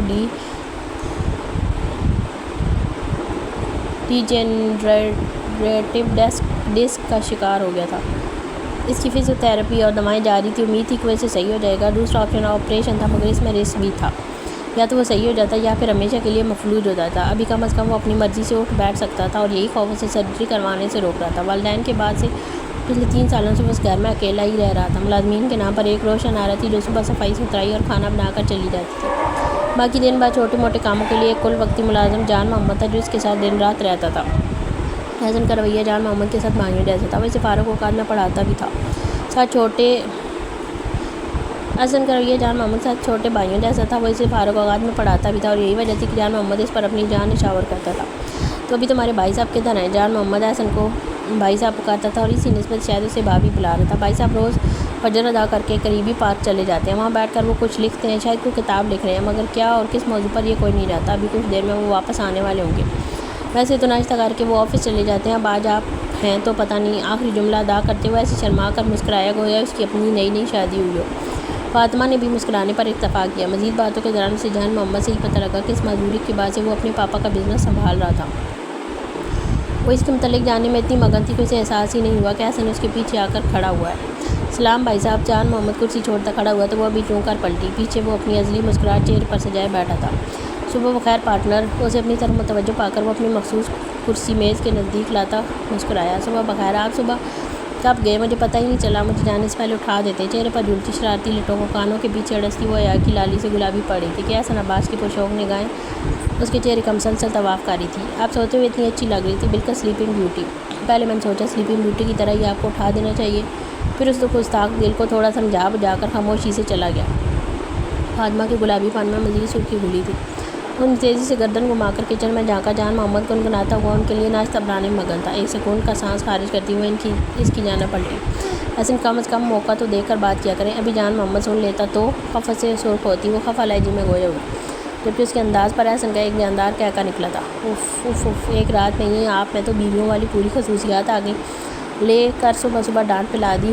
اس کی ہنسی تھمی تو لہجے میں شرارت سموئی۔ وہ ایک بار پھر اسے بلش کرنے پر مجبور کر گیا تھا۔ احسن کو اس کا یوں بار گلابی پڑنا مزہ دے رہا تھا۔ اس سے پہلے وہ کوئی جواب دیتی جان محمد ناشتے کی ٹرالی سجائے ان کے نزدیک آیا۔ دونوں کچھ دیر کے لیے خاموش ہو گئے۔ میز پر سلیقے سے ناشتہ سجاتا وہ جانے کے لیے مڑ گیا۔ کیا لیں گی آپ؟ اس کے جاتے ہی احسن سوالیہ نظروں سے اس کی جانب دیکھا۔ میں دیکھ لوں گی۔ آپ کی چائے بنا دوں؟ ٹی پاٹ اپنے نزدیک کھسکاتی وہ مستفسر ہوئی۔ ابھی آپ نئی نویلی دلہن ہیں، ہمارے گھر کے رواج کے مطابق دلہن مہندی اترنے تک کوئی کام نہیں کرتی، تو جب تک یہ مہندی لگی آپ کے سارے کام میری ذمہ داری۔ ٹی پاٹ تھاما۔ فاطمہ کا ہاتھ ساکت ہوا تھا۔ یہ شخص دل جیتنے کے سبھی ہتھیاروں سے لیس تھا۔ اس سے پہلے وہ کوئی جواب دیتی ہوئی اس کے ہاتھ ٹی پاٹ لے کر پیالیوں میں چائے انڈیلنا شروع ہو چکا تھا۔ چینی نظریں اٹھا کر فاطمہ کو دیکھ کر جس کی آنکھیں اس درجہ محبت پر نم ہو گئی۔ آپ کی باتوں کی مٹھاس اس قدر ہے کہ جتنی بھی چینی ڈالوں چائے پھیکی ہی لگے گی۔ احسن کے اخلاق نے اسے اظہار محبت پر مجبور کر دیا تھا، ورنہ وہ جذبات کے اظہار میں کوری واقع ہوئی تھی۔ عزیز اتنی رکھو کہ جی سنبھل جائے، اب اس قدر بھی نہ چاہو کہ دم نکل جائے۔ اس کے اقرار محبت پر احسن عباس کے چہرے پر حسین رنگ پھیلے تھے۔ دل پر ہاتھ رکھتا وہ شاعرانہ انداز میں گویا ہوا۔ ہونٹوں پر پھیلی گہری مسکراہٹ یہ بتاتی تھی کہ وہ اس کے جواب سے کافی محظوظ ہوا تھا، جبکہ اس کی نظروں میں موزن سے محبت کے سمندر میں اترنا فاطمہ کے بس کی بات نہیں تھی۔ انہیں ڈھیمتے ہوئے اس کے ہاتھ سے چائے کا کپ تھاما، نگاہیں انول جھکی ہوئی تھی، جبکہ دل زوروں سے دھڑک رہا تھا۔ اس سفر کی پہلی صبح یقیناً بہت حسین تھی اور انہیں کامل یقین تھا کہ یہ خوبصورت سفر کا آغاز تھا۔ اس خیال سے دونوں کے چہرے ہی چمک رہے تھے۔ محبت کی ایک اور داستان رقم ہونے کے نزدیک تھی۔ کچھ دیر قبل ہوئی بارش کے باعث موسم خنکی بڑھ گئی تھی۔ دلانے لگا اور اپنے بستروں میں دب کے موسم سے لطف اندوز ہو رہی تھی۔ اس کے برعکس کان میں آؤ تو ماحول میں ایک افسردگی سی گلی محسوس ہوئی۔ پورا گھر سناٹے میں ڈوبا ہوا تھا سوائے اجمل کے کمرے کے، جہاں سے اٹک پٹک کی آوازیں گزشتہ کچھ دیر سے سنائی دے رہی تھی۔ اس وقت غصہ خود سے میں تھا۔ گل جان اور عصمت علی خان اسے ٹھنڈا کرنے میں جتے تھے، لیکن وہ کسی کے قابو میں نہیں آ رہا تھا۔ تھک ہار کر انہیں اسے سکون کی دوا دینی پڑی جو ایسی صورتحال سے نمٹنے کے لیے ان کے فیملی ڈاکٹر نے دی ہوئی تھی۔ کچھ دیر بعد کمرے میں سناٹا چھا گیا۔ وہ سو چکا تھا۔ باری دل سے کمرے سے نکلتی گل جان ایک خفا نظر داری کے آخری سرے پر بنے کمرے پر ڈالی اور بڑبڑاتی ہوئی اپنے کمرے کی جانب چل دی۔ ہلکے سرمئی و سفید کے انتظار میں ڈلا یہ پرتعیش کمرہ حویلی کے باقی کمروں سے مختلف تھا۔ یہاں کا انٹیریئر خود ارسلان علی خان نے کروایا تھا، جہاں موجود ہر شے دور جدید کے تقاضوں پر پوری اترتی تھی۔ لیکن اس وقت یہ کمرہ بنی کسی سجاوٹ کے کسی کا حجرہ عروسی بنا ہوا تھا۔ سرخ اور نارنجی لہنگے ملبوس قانیاں بیڈ کے کنارے ٹک کر بیٹھی تھی۔ اسے یہاں پہنچائے کافی دیر ہو چکی تھی، لیکن ارسلان اب تک غائب تھا۔ اب اس کی کمر اکڑنے لگی تھی، لیکن خود پر جبر کرتے ہوئے وہ مشکل بیٹھی رہی۔ اس کا انتظار بہت طویل ثابت ہوا۔ گھڑی کی سوئیاں آگے بڑھتی جا رہی تھی، لیکن وہ نہ جانے کہاں تھا۔ تھک ہار کر اس نے بیڈ کراؤن سے ٹیک لگاتے آنکھیں موڑی اور پھر نہ جانے وہ کب نیند کی وادی میں کھو گئی۔ فجر کی اذانیں ہو رہی تھی جس وقت ارسلان نے کمرے میں قدم رکھا۔ دروازہ کھلنے کے بعد قانیہ ایک دم ہی ہڑبڑا کر سیدھی ہوئی۔ اپنے دوپٹہ سر پر دوبارہ ٹکاتے اس نے مشکل دھڑکنوں کو قابو کیا۔ ارسلان علی خان کو بحیثیت جیون ساتھی پا لینا یقیناً اس کے لیے خوش بختی کا باعث تھا، جبکہ اس کے جذبات سے بے خبر ارسلان اسے نظر انداز کرتا سیدھا کھڑکی تک گیا تھا۔ اس کے دونوں پٹ وا کرتا وہ صوفے پر براجمان ہو گیا۔ اسے اس وقت شدید گھٹن محسوس ہو رہی تھی، جبکہ ہوا کے ٹھنڈے جھونکے نے قانیہ کے احوال پوچھے تھے۔ جو جری لیتے وہ مزید خود میں سمٹ کر بیٹھ گئی۔ ارسلان کچھ دیر صوفے پر گردن جھکائے خاموش بیٹھا رہا۔ شاید جو کچھ ہو گیا تھا اسے ہضم کرنا اس کے لیے مشکل ثابت ہو رہا تھا۔ تم جانتی ہو ہماری شادی حادثاتی طور پر ہوئی ہے۔ اس کا پہلا جملہ ہی اتنا دل چیرتا ہوا تھا قانیہ کو لگا اسے اگلا سانس نہیں آئے گا۔ اس کی جھکی گردن بے ساختہ ہی اٹھی تھی۔ وہ تو نہ جانے اس وقت کون سی رس گولتے جملوں کے انتظار میں بیٹھی تھی۔ رات جتنا بھی وہ سوئی تھی اس میں بھی سارے وقت ارسلان علی خان اس کی آوازوں پر چھایا رہا تھا، لیکن اب وہ جو کچھ بول رہا تھا قانیہ کے لیے ناقابل یقین تھا۔ میں اور تانیہ ایک دوسرے سے منسوب ہیں اور میں اپنی زندگی میں تانیہ کے علاوہ کسی دوسرے کو جگہ نہیں دے سکتا ہوں۔ شرم سے اس کے دل میں کچھ ٹوٹا تھا، آنکھیں لبالب پانیوں سے بھر گئی تھیں۔ اس نے کب سوچا تھا کہ منہ دکھائی اتنی یادگار ہوگی، کچھ چاہ کر بھی اب اسے ساری زندگی نہیں بھولنے والی تھی۔ البتہ میرے ضمیر ابھی زندہ ہے، میں کسی معصوم کے ساتھ ناانصافی ہوتے نہیں دیکھ سکتا، اور اس لیے اس وقت تم یہاں موجود ہو۔ جیسے ہی مجھے تمہارے لیے کوئی اچھا رشتہ ملتا ہے میں تمہیں اس زبردستی کے بندھن سے آزاد کر دوں گا۔ کھڑکی کے باہر اندھیروں پر نظر جمائے اس نے اپنی بات مکمل کی اور اٹھ کر واش روم کی طرف بڑھ گیا۔ قانیہ خالی دل اور خالی آنکھوں سے واش روم کے بند دروازے کو دیکھتی رہ گئی۔ وہ اسے بنا کسی جرم کی سزا سنا کر چلا گیا تھا۔ کیا تھا اس کا قصور؟ کیوں قسمت اس پر کھل کر مہربان نہیں ہو سکتی تھی؟ اسے تو خوشیاں بھی اترن میں ملا کرتی تھی۔ باری دل سے سوچتے اس نے زور سے آنکھیں میچی، ایک آنسو ٹوٹ کر آنکھوں سے گرا اور ہتھیلی میں لگی گیا مہندی میں جذب ہو گیا۔ پچھلے چند گھنٹوں میں جو کچھ ہوا تھا اس نے اسے مکمل طور پر دہلا دیا تھا۔ مہندی کسی اور کے نام کی لگا کر وہ رخصت کسی اور کے ساتھ ہوئی تھی، اور رخصتی بھی ایسی کہ اس کو قبول کرنے والا اپنی زندگی میں اس کی ذات سے ہی نفی کر رہا تھا۔ قانیہ اس میں حیرت کی کیا بات ہے؟ تمہارے جیسے بد نصیبوں کے ساتھ یہی ہوتا ہے۔ حیرت تو جب ہوتی جب سب کچھ اچھے سے ہو جاتا، جیسے آرام لڑکی کے ساتھ ہوتا ہے۔ تلخی سے سوچتے اس نے بیڈ سے قدم اتارے۔ ڈریسنگ ٹیبل کے سامنے کھڑے اپنے سراپے کو دیکھ کر اسے خود پر مزید ترس آیا۔ لاکھوں روپے کے زیور اور کپڑوں سے لدی وہ کتنی تہی دامہ تھی۔ کجراری آنکھوں میں بھرے آنسوں سے اس کی کم مائگی کا احساس دلا رہے تھے۔ دل چیخ چیخ کر رونے کو چاہ رہا تھا، مگر آزادی تو اس کی بھی نہ تھی۔ چند گھنٹوں پرانا منظر ایک بار پھر پوری جزیات سے آنکھوں کے پردے پر لہرایا، جب اچانک ہی سب بدل گیا تھا۔ اس کی من چاہیے آرزو کس طرح پوری ہوئی، مگر سب پا کر بھی وہ خالی ہاتھ رہ گئی تھی۔ ارسلان کے نکلنے کے بعد رائم نے اس کی سنائی ساری کہانی عصمت علی خان کے گوشت گزار کی، اور یہ جان کر لڑکی اس سب سے انجان عصمت علی خان کا پارا آسمان پر پہنچا تھا۔ انہوں نے فوراً ہی گل جان کو بارات واپس لے جانے کا پیغام بھجوایا، اور اس خبر کے وہاں پہنچتے گھر بار میں ایک کھلبلی سی مچ گئی۔ شہناز بیگم تو یہ سن کر اپنے سے باہر ہوئی، بنا کچھ سوچے سمجھے وہ سیدھا مردانے میں پہنچ گئے۔ دیکھیں بھائی صاحب، آپ اونچے لوگ ہیں، مگر ہماری بھی معاشرے میں عزت ہے۔ آپ بارات لا کر بغیر وجہ لڑکی رخصت کروائے بغیر نہیں جا سکتے۔ عصمت علی خان کے سامنے تن کر کھڑی وہ اٹل لہجے میں گویا ہوں، چاہے انہیں جو بھی کرنا پڑتا، مگر وہ یہ بارات واپس نہیں جانے دینے والی تھی۔ دراصل شادی کی عوض انہوں نے گل جان سے جو بھاری رقم اور بیش قیمت زیورات لیے تھے، شادی نہ ہونے کی صورت میں انہیں وہ سب واپس کرنا پڑتا۔ ساتھ ہی قانیہ سے چھٹکارا ملنے کا اتنا بہترین موقع، وہ بھی اتنی پیش قیمت پر انہیں زندگی میں دوبارہ نہیں ملنے والا تھا۔ وہ ہاتھ آئے سنہری موقع کو ہرگز بھی کھونا نہیں چاہتی تھی۔ دراصل گل جان نے جس رشتے والی سے اجمل کے رشتے کے لیے کہا تھا، وہ شہناز کو بھی جانتی تھی، اور شہناز کے لیے قانیہ کی نفرت کو بھی۔ اس نے شہناز کو اجمل کے بارے میں بتایا، اور ساتھ یہ بھی کہ شادی کے بدلے گل جان لڑکی والوں کا منہ پیسوں سے بھر دیں گے۔ یہ سنتے ہی شہناز نے او دیکھا نہ تھا اور فوراً گل جان کے پاس پیغام بھیج دیا کہ وہ اپنی لڑکی کی شادی کرنا چاہتی ہیں، اور لڑکی کو بھی سب معلوم ہے، مگر وہ پھر بھی تیار ہے۔ دوسری طرف انہوں نے قانیہ کو یہ بتایا کہ ایک بہت بڑے جاگیر کے بیٹے کا رشتہ ہے جو فوراً شادی کرنا چاہتے ہیں، کیونکہ ان کا بیٹا ملک سے باہر جا رہا ہے۔ غانیہ کے لیے بھی شہناز سے چھٹکارا پانے کا اچھا ذریعہ تھا، سو وہ بغیر کسی ہیل و عجت کے مان گیا۔ اس نے سوچا تھا اچھا ہے وہ شادی کے بعد باہر جا کر اپنی پڑھائی مکمل کر لیگی، اس بات سے کہ بے خبر کہ شہناز نے اس کے لیے ایک گڑھا کھودا ہے۔ دیکھیں محترمہ، مجھے نہیں معلوم تھا کہ بچی کو اجمل کے بارے میں معلوم نہیں، یہ اس کے ساتھ زیادتی ہے اور آپ کس قسم کی ماں ہیں جو جانتے بوجھتے بیٹی کی زندگی خراب کرنی ہے۔ ہاتھ اٹھا کر درستگی سے بولتے عصمت علی خان اس وقت سخت جلال میں تھے۔ انہیں تو اب تک یہ نہیں معلوم کہ غانیہ ان کی بیٹی نہیں بلکہ میاں کی بھانجی ہے، ورنہ وہ پہلے ہی معاملے کی تہہ تک پہنچ جاتے۔ بھائی صاحب، آپ کو غلط فہمی ہوئی، غانیہ سب جانتی ہے اور راضی بھی ہے، اور اگر آپ آج بارات واپس لے گئے تو اس کی ڈولی کبھی نہیں اٹھے گی۔ سارا محلہ اور خاندان اسے پہلے ہی سبز قدم، جنم جلی اور منیوس جیسے القاب سے پکارتا ہے، اور آج اس بات پر پکی مور لگ جائے گی، اس کے بعد کوئی اسے نہیں اپنائے گا، اور اس سارے ظلم کے ذمہ دار صرف آپ ہوں گے۔ اپنے دیے القاب لوگوں سے موصول کرتی وہ آتے سے اکھڑی تھی۔ اس سے پہلے کہ عصمت علی خان انہیں کوئی جواب دیتا، ارسلان کمرے میں داخل ہوا۔ وہ گاڑی تھوڑی دور سے ہی مڑوا کر لے آیا تھا، اسے لگا تھا کہ کیا پتہ رائم یہ شادی نہ رکوا سکے، اور اسے ہر قیمت پر غانیہ کو اس مشکل سے بچانا تھا۔ ویسے بھی باہر نکل کر اس کی طبیعت کچھ سنبھل گئی تھی اور دماغ بھی کچھ سوچنے کے قابل ہو گیا تھا۔ غانیہ کی بارات واپس نہیں جائے گی، میں کروں گا اس سے شادی۔ کمرے میں داخل ہوتے ہی اس نے سب کے سماعتوں پر دھماکہ کیا، اس کی آواز پر بیک وقت کئی گردنیں مڑی تھیں۔ شہناز نے ہونٹوں کی طرح منہ کھولے اس خوبرو نوجوان کو دیکھا۔ کون تھا جو غانیہ کا اتنا ہمدرد تھا؟ وہ انگلی ٹھوڑی تلے جمائے اسے اوپر سے نیچے تک دیکھ رہی تھی، جس کا سنجیدہ چہرہ یہ بتانے کے لیے کافی تھا کہ اس کا فیصلہ اٹل تھا۔ یہ میرا چھوٹا بیٹا ہے، رخصتی ہوگی آپ کی بیٹی کی، آج ہی ہوگی، اور وہ رخصت ہو کر قصر خان ہی جائے گی۔ ارسلان کے فیصلے نے عصمت علی خان کے سینے سے بہت بڑا بوجھ اتارا تھا۔ مطمئن ہو کر فیصلہ سناتے وہ دوبارہ صوفے پر بلا جمان ہوئے۔ یہ سب کیا تماشا لگایا ہوا آپ لوگوں نے؟ جب سب طے ہے تو اس وقت اس کا سب کا مطلب گل جان جو اب تک کبھی شہناز کو دیکھتی تھی کبھی عصمت علی خان کو، ارسلان کے فیصلے سے جیسے ایک دم ہوش میں آئی تھی۔ اس کا بازو پکڑ کر اپنی جان موڑتے وہ غصے سے مستفسر ہوئی۔ امو، ہر ظلم کا حساب دینا ہوگا، وہ اوپر والا سب دیکھ رہا ہے۔ انگلی اٹھا کر چھت کی طرف اشارہ کرتا وہ بھی گردن جھکا کر سامنے سے پر شکستہ سا بیٹھ کے جہاں اجمل بیٹھا چہرے کی لڑیوں کو بیچ سے ہٹائے باری باری سب کے چہرے دیکھ رہا تھا۔ رائم یہ سب کب ختم ہوگا؟ مجھے دلہن کے ساتھ پٹاخے جلانے ہیں۔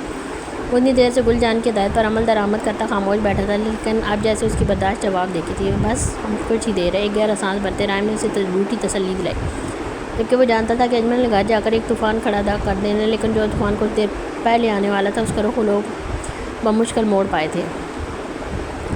کچھ دور بیٹھی گل جان نوز عصمت علی خان کو نئے سرے سے دلائل دے رہی تھی، مگر اب ان کی نہ ہاں میں نہیں بدل رہی تھی، اور پھر اگلے کچھ ہی منٹوں میں غانیہ ارسلان علی خان کی زندگی میں انچارستہ بن کر داخل ہو گئی تھی۔ گل جان اس شادی سے ہرگز بھی خوش نہیں تھی، مگر فی الحال وہ بے بس تھی۔ نکاح نامے پر سائن کرتے ارسلان کو لگا اس کا دل خالی ہو گیا، جبکہ دوسری جانب وردہ کی زبانی یہ جان کر کہ غانیہ اجمل علی خان کے بجائے ارسلان علی خان کے نکاح میں دی جا رہی ہے، وہ خوشی سے دیوانی ہو گئی تھی۔ اپنی قسمت کے اتنے زور مارنے پر وہ حیران تھی، مگر ارسلان علی خان سے حقیقت جاننے کے بعد اس کے تمام ارمان، خواہشیں اور سپنے اپنی موت آپ مار گئے تھے۔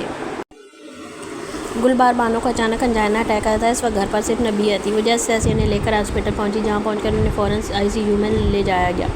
جس وقت نبیہ کی کال شارق الوی کے پاس پہنچی، وہ اور محسن اس وقت کسی اہم میٹنگ میں تھے۔ انہیں آنے میں کچھ وقت لگ گیا تھا، مگر جس وقت وہ آئے گل بانو کی حالت بہتری آ چکی تھی۔ وہ ایک معمولی اٹیک تھا، مگر انہیں کچھ وقت کے لیے مزید انڈر آبزرویشن رکھا گیا۔ نبیہ کچھ دیر بعد ان سے ملاقات کرنے کی اجازت مل گئی تھی۔ نبیہ، تم شادی کر لو، میری زندگی کا بھروسہ نہیں ہے، میں تمہیں اس ظالم دنیا میں اکیلے نہیں چھوڑنا چاہتی۔ اپنی زندگی کے چراغ کو ٹمٹماتے دیکھ کر ہاسپٹل کے بیڈ پر ہی وہ گلوگیر لہجے میں گوئے ہوں۔ امی، اچھا آپ گھر چلیں، ہم اس موضوع پر گھر جا کر بات کرتے ہیں۔ ڈاکٹر نے آپ کو زیادہ بولنے اور اسٹریس لینے سے منع کیا نا؟ ماں کو ان کے ماتھے پر پیار کرتے وہ پھیکا سا مسکرائی۔ دنیا میں وہی تو اس کا واحد سہارا تھی، ان کے لیے وہ اپنی جان بھی دینے کو تیار تھی، لیکن جو وہ مطالبہ کرتی تھی وہ اس کے بس میں نہیں تھا۔ میڈم آپ باہر چلیں، اتنا بولنا ان کے لیے ٹھیک نہیں ہے۔ اس سے پہلے کل بار بیگم کو جواب دیتی ہیں کب سے آتی نرس نے نزدیک آ کر اسے ٹوکا۔ دونوں ماں بیٹی میں بس اسے ایک دوسرے کو دیکھ کر دل محسوس کر رہ گئی تھی۔ اچھا امی، پھر میں چکر لگاؤں گی، ابھی آپ آرام کریں اور ٹینشن مت لیجیے گا، مجھے آپ کا ہر فیصلہ منظور ہے۔ ان کے ہاتھوں پر لب رکھتی وہ خاموشی سے باہر نکل گئی۔ اس وقت انہیں جھوٹی تسلی تھمانا ناگزیر تھا، ورنہ وہ جانتی تھی وہ پھر اپنی طبیعت خراب کر لیتی۔ اس کا دل اس وقت بہت بھاری ہو رہا تھا، اگر انہیں کچھ ہو جاتا تو اس سوچ کے ساتھ ہی اس کی سانس ساکن ہوئی تھی۔ اس سے زیادہ وہ سوچنا ہی نہیں چاہتی تھی۔ آنکھ سے ٹوٹے آنسو کو ہاتھ کی پوچھ سے پہنچی وہ ICU کی دہلیز پار کر گئی۔ باہر اب کوئی موجود نہیں تھا۔ شارق الوی اور محسن الوی شاید واپس جا چکے تھے۔ گھٹن کا احساس بڑھنے لگا تو وہ ICU کے ساتھ ہی بنے چھوٹے سے لان کی جانب بڑھ گئی تاکہ اندر کی گھٹن کو باہر نکال سکے۔ زندگی نے ان کے ساتھ بہت بھیانک مذاق کیا تھا، مگر وہ ہنوز خود کو گھسیٹتی اس کی آنکھوں میں آنکھ ڈالے ہر مشکل کا مقابلہ کرنے کو تیار تھی۔ اونچے ستونوں سے گھرا پارکنگ لاٹ نیم اندھیرے میں ڈوبا ہوا تھا، کہیں کہیں روشن زرد بلب اندھیرے کو مات دینے میں ناکام دکھائی دے رہے تھے۔ لاٹ میں چھائے سناٹے کو چیرتی ہیل کی ٹک ٹک سنائی دی تو گاڑی کے پیچھے چھپے دو عیالوں نے ایک دوسرے کی جانب دیکھتے آنکھوں میں اشارہ کیا۔ آواز لمحہ بلمحہ نزدیک آتی جا رہی تھی۔ مطلوبہ گاڑی کے پاس آ کر وہ رکی تو دونوں مزید مستعد ہوتے کھڑے ہوئے۔ یہ ٹائر کیسے پنکچر ہوا؟ بے بسی سے ٹائر پر سینڈل کی ہیل مارتی وہ جھلائی۔ اس سے پہلے ہی کافی دیر ہو گئی تھی، ابھی کوئی کال کرنی پڑے گی۔ ایک گہرا سانس بھرتے اس نے کندھے پر ڈالے، پاس کو نیچے اتارا، لیکن اس سے پہلے وہ بیگ سے فون نکال کر خیر کلبی کو کال کرتی۔ اسے اپنی گردن پر چبھن کا احساس ہوا۔ چبھن اتنی شدید تھی کہ اس کی حلق سے ایک کرار نکلی۔ گردن پر ہاتھ رکھتی وہ بے یقینی سے پلٹی۔ اس کے عین پیچھے دو آدمی چہرے پر کالے نقاب چڑھائے کھڑے تھے۔ یقیناً ان کا ہی کام تھا، لیکن کیوں؟ سن ہوتے دماغ سے اس نے وجہ جاننے کے لیے قیاس کے گھوڑے دوڑانے چاہے، لیکن فی الحال دماغ آہستہ آہستہ سوچنے سمجھنے کی صلاحیت سے محروم ہوتا جا رہا تھا، جبکہ وہ دونوں خاموشی سے کھڑے شاید اس کے بے ہوش ہونے کا انتظار کر رہے تھے۔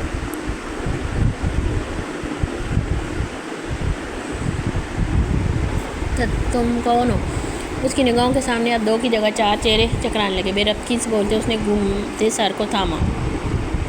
میرے ابھی تم اس کا ذہن اندھیرے میں ڈوب رہا تھا۔ سامنے کا منظر دھندلا رہا تھا، مگر وہ پوری قوت سے اپنی آنکھ کھول کر بیدار رہنے کی صحیح کر رہی تھی۔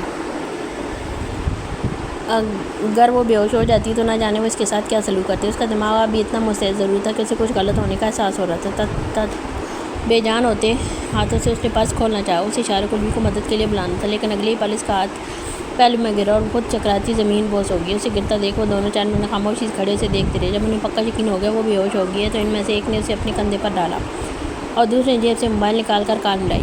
باس کام ہو گیا، ہم کچھ ہی دیر میں فارم ہاؤس پہنچ جائیں گے۔ اگلی جانب سے کچھ ہدایات دی گئیں، جس پر اس نے آمی میں گردن ہلاتے ہوئے فون کاٹ دیا۔ کچھ ہی دیر میں وہ دونوں اسے اپنی گاڑی میں ڈالے جواد کے بتائے فارم ہاؤس کی جانب گامزن تھے۔ سورج کی سنہری کرنیں اس بلند و بالا قصر کو اپنے اثار میں لیے ہوئے تھیں۔ دور تک پھیلا سبزہ بارش کے پانی سے دھل کر نکھر لگتا تھا۔ اندر داخل ہو تو ڈائننگ ہال میں سب مکین اپنی کرسیوں پر براجمان دکھائی دیتے تھے، لیکن میز پر چھایا سناٹا اس بات کا گواہ تھا کہ اب تک سب کے ذہن رات ہونے والے واقعے کے زیر اثر تھے۔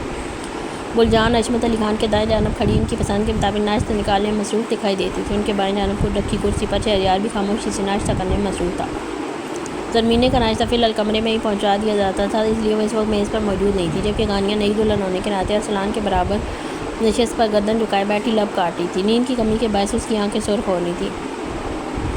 ارسلان کا چہرہ بھی ستا ہوا دکھائی دیتا تھا۔ راہم رات ہی واپس چلا گیا تھا۔ جانا تو ارسلان کو بھی تھا، لیکن وہ اپنے ہی ہاتھوں سے کھڑے کیے اس مسئلے کا شکار ہو کر یہاں پھنس گیا تھا۔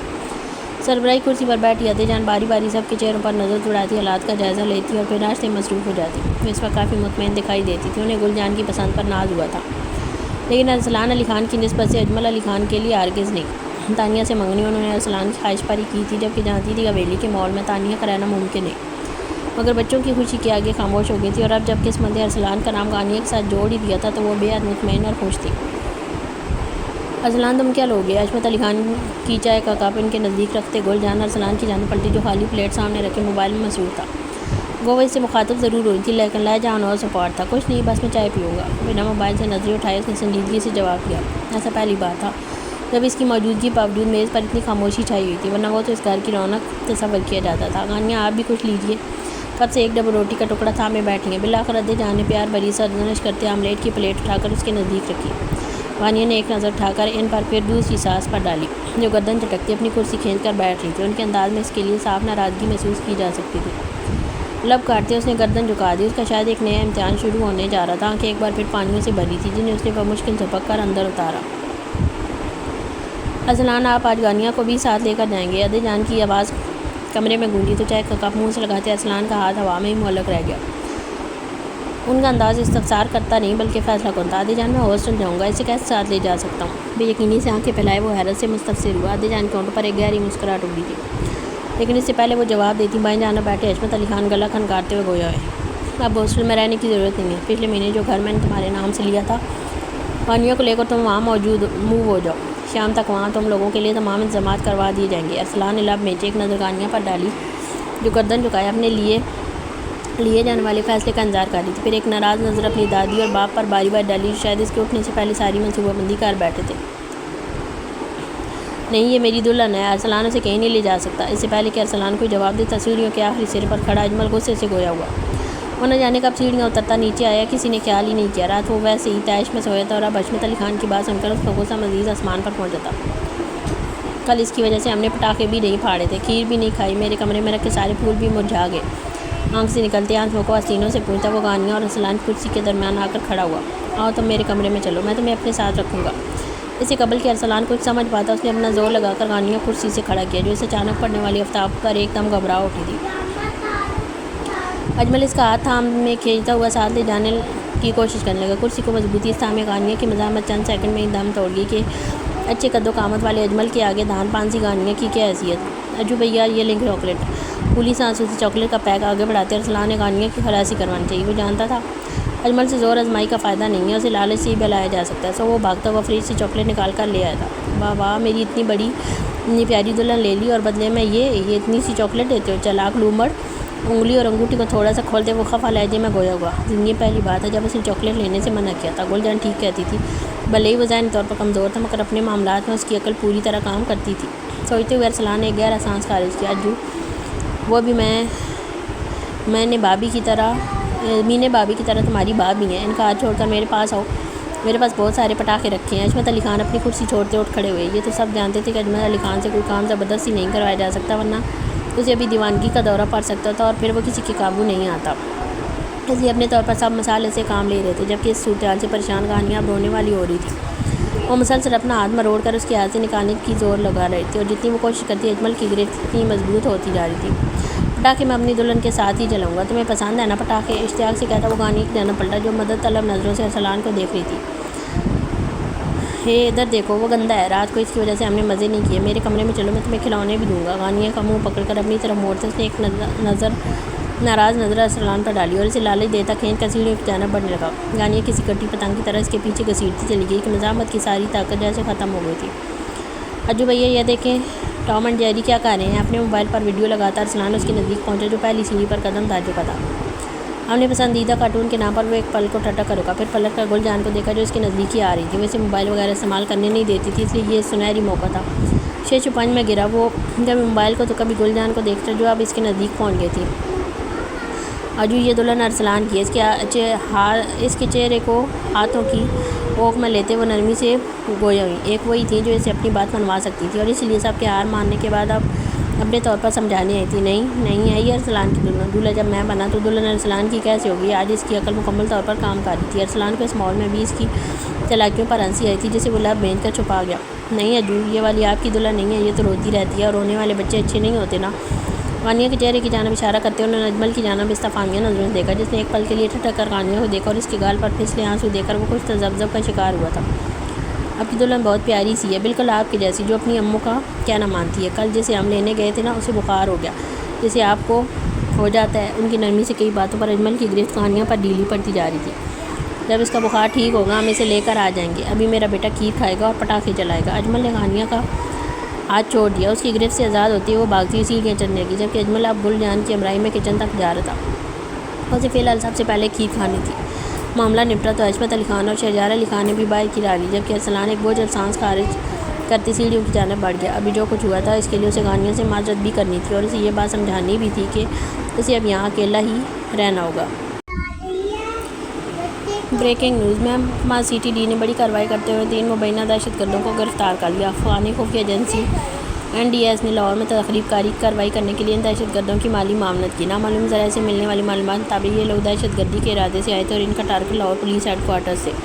ان کے پاس سے بھاری تعداد میں اسلحہ، ہینڈ گرینیڈ اور 2 راکٹ لانچر بھی برآمد ہوئے ہیں۔ مزید اپڈیٹ تک ہم سے جڑے رہیے۔ ٹی وی پر کیا سرخیاں چل رہی تھیں؟ آج چینل اس وقت یہی خبر دینے میں سرگرم تھا۔ ریموٹ اٹھا کر ٹی وی بند کرتے شارق الوی کا چہرہ غصے سے سرخ پڑا تھا، ان سب میں ان کا نام بھی گھسیٹا گیا تھا۔ الیکشن کے نزدیک انہیں یہ سب نقصان پہنچا سکتا تھا۔ جب ہی محسن بھی آواز پاختہ سا لاؤنج میں داخل ہوا، اس نے بھی شاید اپنے کمرے میں خبریں سنی تھیں۔ فوراً ہنگامی میٹنگ بلاؤ، مجھے اسی وقت سب سے بات کرنی ہے، اسپاٹ لائٹ میں کہتے وہ لاؤنج کی سیڑھیاں چڑھ گئے، جبکہ نیچے کھڑا محسن خشک پڑتے ہونٹوں سے کسی کو کال کر ملانے لگا۔ یہ ایک بڑا عالمہ کمرہ تھا جہاں آبنوسی میز کے گرد ترتیب وار کرسیاں رکھی ہوئی تھیں۔ کمرہ اندھیرے میں ڈوبا ہوا تھا، پروجیکشن اسکرین سے نکلتی روشنی میں اس کے سامنے کھڑے شخص کے تاثرات واضح ہو رہے تھے۔ وہ اس وقت سے اور بے بسی کی ملی جلی کیفیت سے گزر رہا تھا۔ اسکرین پر کسی جگہ کی بیسمنٹ کی تصاویر اور ویڈیوز چل رہی تھی جس کے متعلق وہ سب کو آگاہ کر رہا تھا۔ بہت سو کہ آپ سب اپنا کام پوری ذمہ داری سے ادا کریں گے، شکریہ۔ اسپاٹ لائٹ میں بولتا وہ کرسی کھینچ کر بیٹھا۔ وہاں موجود محفوظ جانتے تھے کہ اب جانے کا وقت ہو چکا ہے، سو ایک ایک کر کے انہوں نے کمرہ چھوڑنا شروع کر دیا۔ اب کمرے میں صرف وہ 2 لوگ باقی تھے۔ میں نے تم سے پہلے بھی کہا تھا کہ یہ بندہ ٹھیک نہیں ہے، ہو نہ ہو یہی ہماری کمرے لیک کر رہا ہے، اور اب مجھے اس بات کا پکا یقین ہو گیا۔ اتنی کم عرصے میں اب تک لگنے والا یہ دوسرا بڑا دھچکا ہے، اور سب اس کے آنے کے بعد ہی ہوا ہے۔ لگ رہا ہے ہر طرف سے آنکھ کو جکڑ دیا گیا ہے۔ دائیں جانب بیٹھے شخص کی جانب دیکھتے وہ درستگی سے گرایا۔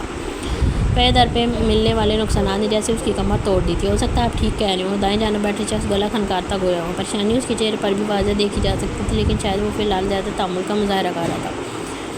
شاید نہیں، یقیناً تمہارا یہ اندھا اعتماد ہمیں لے ڈوبا ہے۔ اس کی بات کو بیچ سے کاٹتے سربراہی کرسی پر بیٹھا شخص درستگی سے گویا ہوا۔